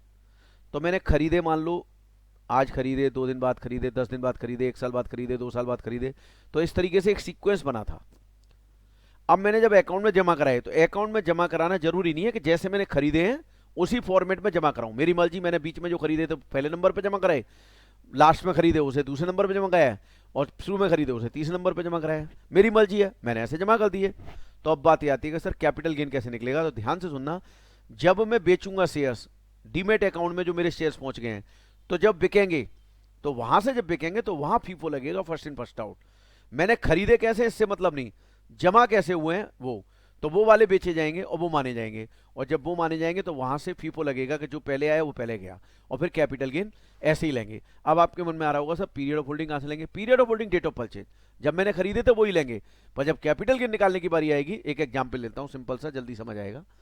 मान लो मैंने परचेज किए 1/1/15, 1/1/18 और 1/1/19। अब मैंने डीमेट अकाउंट में क्या किया, 1/1/18 पहले जमा किया, 1/1/19 फिर जमा किए, और 1/1/15 ऐसे जमा किए। मान लो ये 2000 शेयर थे, ये 3000 थे, ये 4000 थे। अब मुझे 5000 शेयर बेचने हैं, तो गवर्नमेंट बोली कि भैया जो 5000 शेयर माने जाएंगे वो आपके ये 2 माने जाएंगे, ये 2। अब कितने के बेचे, वो सेल प्राइस हो गई, और कॉस्ट यहां पर है, और इंडेक्स नंबर अलग अलग इनके हिसाब से करके, और कैपिटल गेन आप निकाल लीजिए। तो जो डीमेट अकाउंट में जमा हुए वहां से फीफो लगेगा और फिर कैपिटल गेन निकाला जाएगा। बताइए समझ आया? सिंपल सा सेक्शन था, बहुत टेक्निकल नहीं था। बताइए।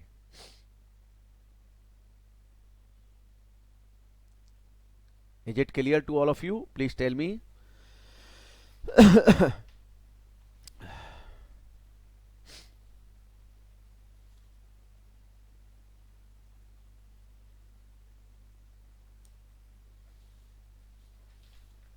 अगर कोई डाउट है तो बताइए, नहीं तो यस लिखा कीजिए यार, थोड़ा जल्दी काम होता है, आलस मत क्या कीजिए। मैं आलस कर रहा हूं क्या पढ़ाने में?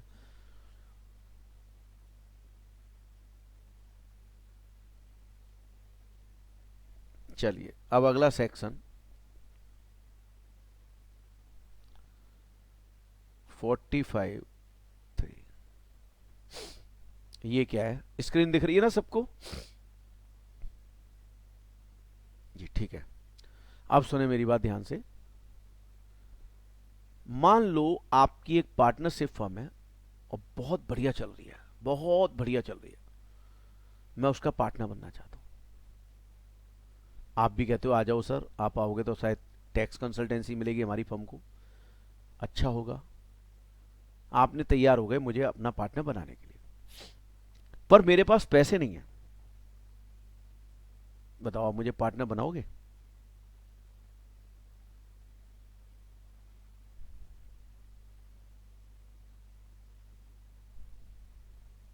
अबे देखो, एज पर लॉजिक मुझे आप पार्टनर नहीं बनाओगे, बड़ी सीधी सी बात है।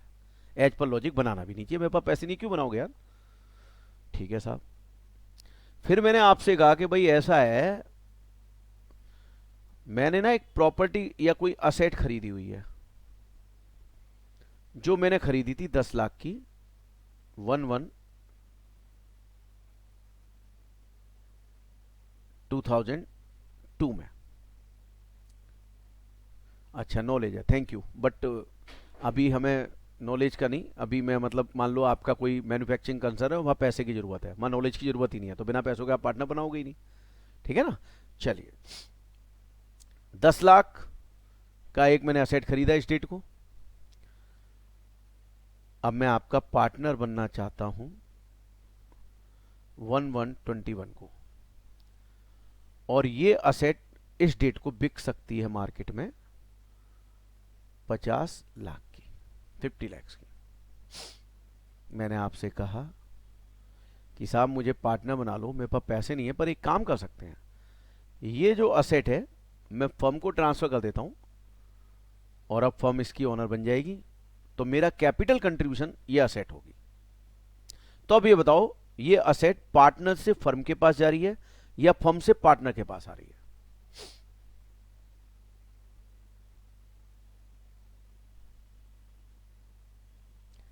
पार्टनर्स के पास से फर्म के पास जा रही है, तो कैपिटल गेन किसके एंड में निकलेगा? पार्टनर के। अब वो पार्टनरशिप फर्म में आप लोगों ने कहा कि सर ऐसा है, हम तो इस असेट को लेंगे 45 लैक्स में और इसी में रिकॉर्ड करेंगे, आपकी कैपिटल मानेंगे 45 लैक्स, तो रिकॉर्डेड प्राइस जो है वो आपका होगा 45 लैक्स। आपने पार्टनर बनना है बन लो, नहीं बनना है मत बनो।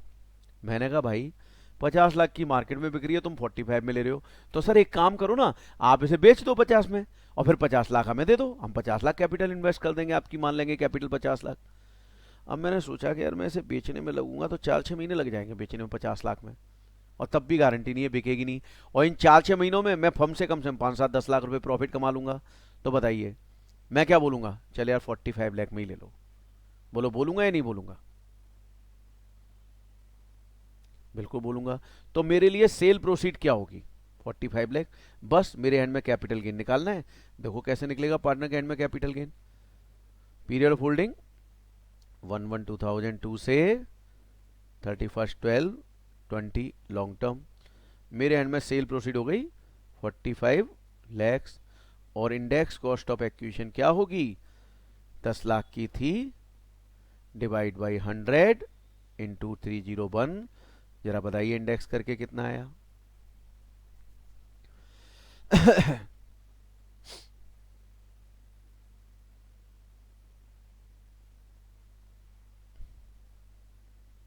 दस लाख डिवाइड बाई 100 इंटू 301, 30,10,000। बस डिफरेंस बता दीजिए कितना आया।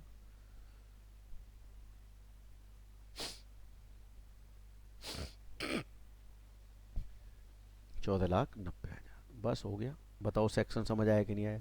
एक क्वेश्चन दूं तो 2 मिनट से ज़्यादा लगेगा समय? बोलो जल्दी से फटाफट।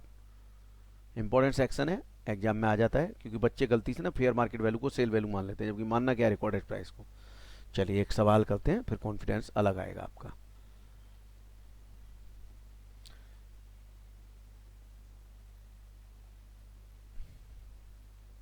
ये वाला मिस्टर अंकित वाला क्वेश्चन ट्राई कीजिए, ये वाला।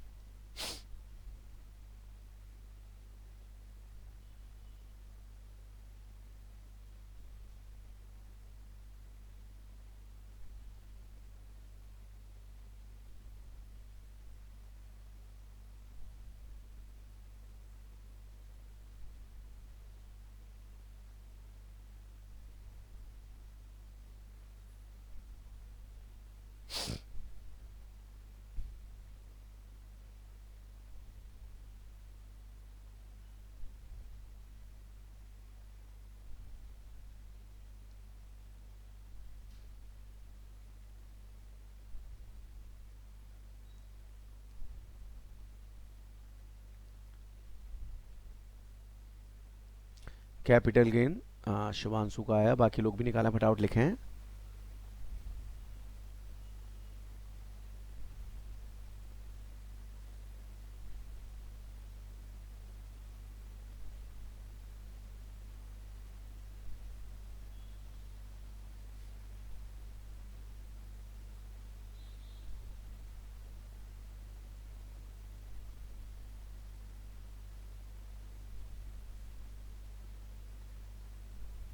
अरे आंसर चेंज हो गया।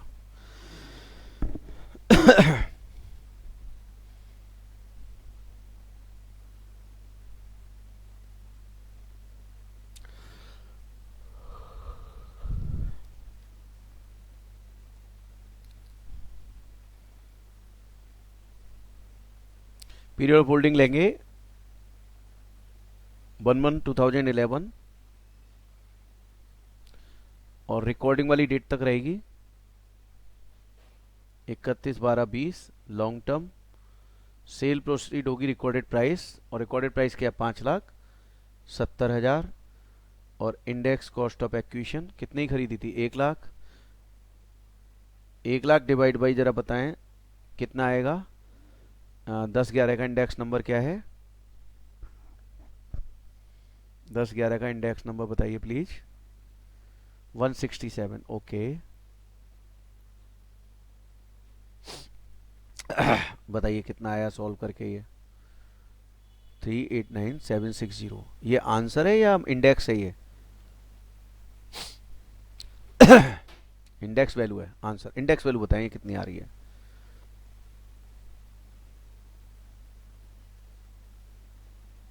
180 240। ओके, तो लॉन्ग टर्म कैपिटल गेन बता दो कितना आया।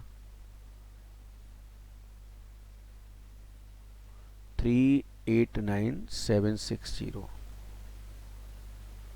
लो जी। So this section is also clear or not? फटाफट बताएं।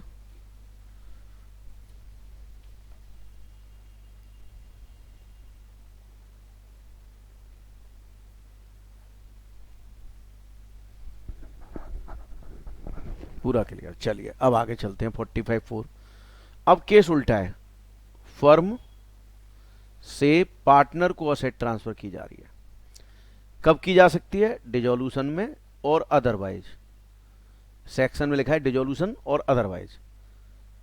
देखो अदरवाइज का मीनिंग पूरे एक्ट में कुछ ना कुछ जरूर होता है। यहां अदरवाइज का मीनिंग है रिटायरमेंट या किसी और वजह से, मतलब पार्टनर को असेट मिलनी चाहिए तो वो डिजोल्यूशन, रिटायरमेंट या किसी अन्य कारणों से मिल सकती है।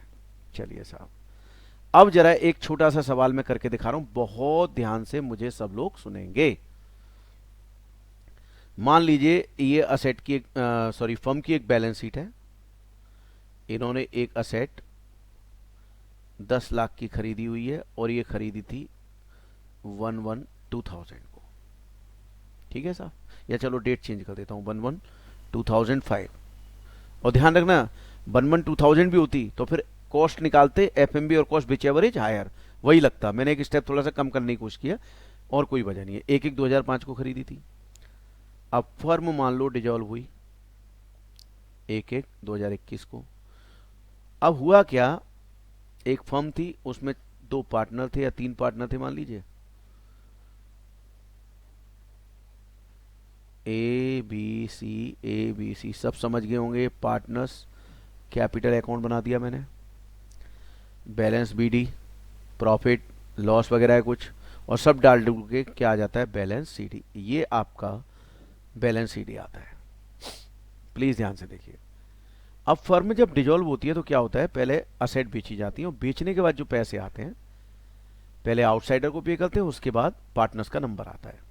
आउटसाइडर पे हो गए और भैया ये दोनों पार्टनर भी पे हो गए, बट ये पार्टनर बचा और इसको इस फर्म से लेने हैं 45 लाख रुपीज, ये लेने हैं। ठीक है जी। और ये वाली असेट बची हुई है जो बेचनी है पर बिक नहीं रही बहुत समय से, और इसकी एफएमबी है 48 लाख। अब बाकी दोनों पार्टनर ने भी कहा कि भाई देख ए, तुझे 45 लाख चाहिए, भैया एक काम कर यार, तू ना ये ले ले पूरी 48 लाख की असेट ले ले अपने बदले में और हमारा पीछा छोड़। ए ने कहा ठीक है जी दे दो। अब ए ने ले ली। अब ए ने ये असेट ले ली तो जरा बताइए फर्म के हैंड में कैपिटल गेन निकालना है। पीरियड ऑफ होल्डिंग फर्म की क्या हुई, 1/1/052, 31/12/20। मान लो इसी डेट को दी है तो 31/12/20, तो भैया ये हो गया हमारा लॉन्ग टर्म। अब सेल प्रोसीड, ध्यान रखना दी 45 लाख में है पर गवर्नमेंट कह रही है हम एफएमबी लेंगे। क्यों? तुम एफएमबी कम करके दे सकते हो, और एफएमबी कम करके दोगे क्योंकि पार्टनर हो, तो जितनी सेल वैल्यू कम करोगे उतनी ही प्रॉफिट कम होगा। प्रॉफिट कम होगा तो हमें टैक्स कम मिलेगा, तो भैया हम तो एफएमबी लेंगे। अब तुम किसी वैल्यू पे ट्रांसफर करो, हम तो एफएमबी लेंगे। एफएमबी ली 48 लाख। अब इसमें से index cost of acquisition less करनी है। जरा बताइए 10 लाख डिवाइड बाई 4/5 का कितना है?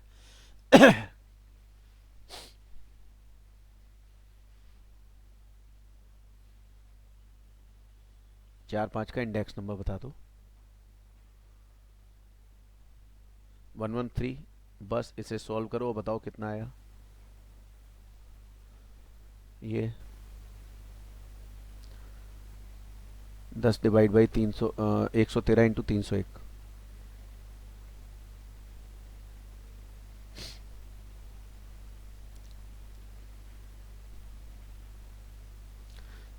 26 63 717। लो जी, 26, 63, 717। अब ये इसमें 48 लाख में लेस करो और कैपिटल गेन बता दो कितना आ गया।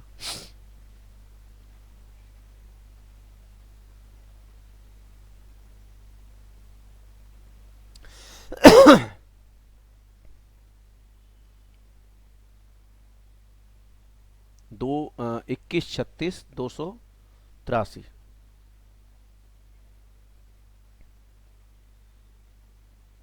ये long term capital gain firm के एंड में आ गया। क्लियर। अब क्या हुआ, 2-3 महीने बाद पार्टनर ने इसे सेल कर दिया।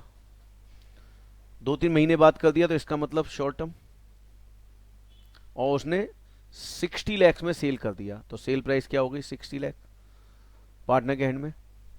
बताइए, इंडेक्स तो होगी नहीं क्योंकि शॉर्ट टर्म है। बताइए कॉस्ट ऑफ एक्विजिशन पार्टनर के हैंड में क्या लूं, 48 लाख और 45 लाख।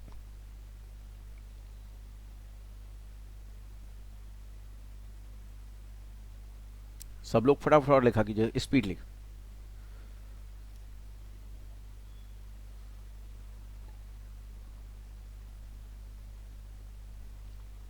देखिए सबने 48 लाख लिखा है।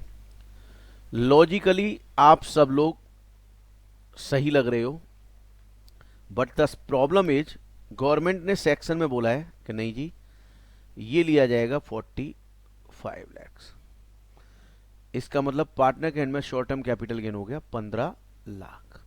लॉजिकली आप सब सही थे, लॉजिकली आप लोग सब सही थे, बट गवर्नमेंट बोली कि भैया जितने में पार्टनर को मिली, तुमने ही कहा ना पार्टनर 45 में दिया, तो पार्टनर जी तुमने तो कहा 45 में मिली है, तो कॉस्ट 45 लो, और लॉजिकली तुम कह रहे हो 48 होनी चाहिए, तो इसका मतलब गवर्नमेंट ने 45 अगर कर दी, तो बताइए ऐसा करने से गवर्नमेंट ने क्या कर दिया, ये बता दीजिए बस। क्या कर रही है गवर्नमेंट, ऐसा कर रही है तो क्या कर रही है, क्या करना चाह रही है गवर्नमेंट।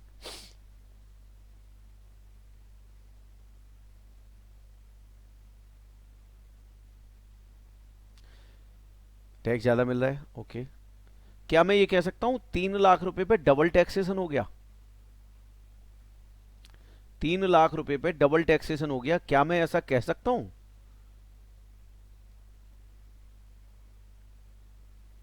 सब लोग बताएं प्लीज। यस, एक बार फर्म से लग गया, अब कायदे से 48 पे लगना चाहिए था, तो 3 लाख पे पार्टनर पे भी लग गया, तो डबल टैक्सेशन। गवर्नमेंट कहती है हम तो डबल टैक्स नहीं लगाते, तो ये बदतमीजी नहीं की गवर्नमेंट ने। बताइए लॉ गलत है या सही है, लॉ गलत है या सही, सब लिखेंगे प्लीज, सारे स्टूडेंट। सही है, एक ने लिखा है और 3 ने भी गलत लिखा है, बाकी लोग भी बताएं। गलत, 4 हो गए अब।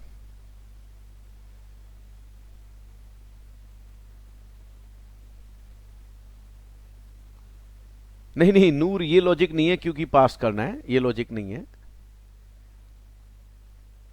अब मेरी बात ध्यान से सुनना, it seems to be wrong but it is correct. Government ने लॉ गलत नहीं बनाया, लॉ एकदम सही है, यहां पर लॉजिकल है। मेरी बात ध्यान से सुनना बस। आप बताइए गवर्नमेंट ने क्या बोला था कि जब भी आप असेट ट्रांसफर करो पार्टनर को, किस वैल्यू पे करो, जरा बताना सब लोग। FMB पे करो, यही बोला ना गवर्नमेंट ने। फेयर मार्केट वैल्यू पे करो, यही बोला ना। तो भैया तुमने किसी और वैल्यू पे क्यों किया, तुम नहीं माने ना गवर्नमेंट की बात, और भैया गवर्नमेंट की बात नहीं मानोगे तो गवर्नमेंट पनिश तो करेगी। तो गवर्नमेंट ने 3 लाख रुपए पे डबल टैक्स लगा के आपको पनिश किया। बताइए अब समझ आया एकदम।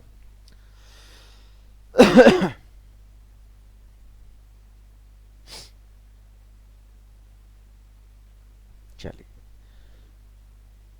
संतोष, देखो गवर्नमेंट ने कहा कि भैया फर्म तुम अपने पार्टनर को फेयर मार्केट वैल्यू पे ही असेट ट्रांसफर करना, तुमने कम पे कर दी, यानी तुम्हारी इंटेंशन क्या है कि कम पे कर देते हैं टैक्स कम हो जाएगा। तो गवर्नमेंट ने कहा नहीं, हम तो भैया फेयर मार्केट वैल्यू पे चाहते हैं और आप उसी पे करो, और आपने उनकी बात नहीं मानी। अब नहीं मानती तो पनिशमेंट मिलना चाहिए कि नहीं मिलना चाहिए। तो गवर्नमेंट ने कहा तुम कितने पे भी करो, हम तो FMB लेंगे, और FMB लेंगे तो इस तरीके से 3 लाख पे डबल टैक्स हो गया, तो भैया भुगतो। तो ये जस्ट पनिशमेंट है और कुछ नहीं है, ठीक है। तो सब लोग बताएं आज जितना कैपिटल गेन हमने पढ़ा एकदम समझ आया या नहीं आया, प्लीज फास्ट बताएं। सब लोग बताएं। आया, good, very good, very good.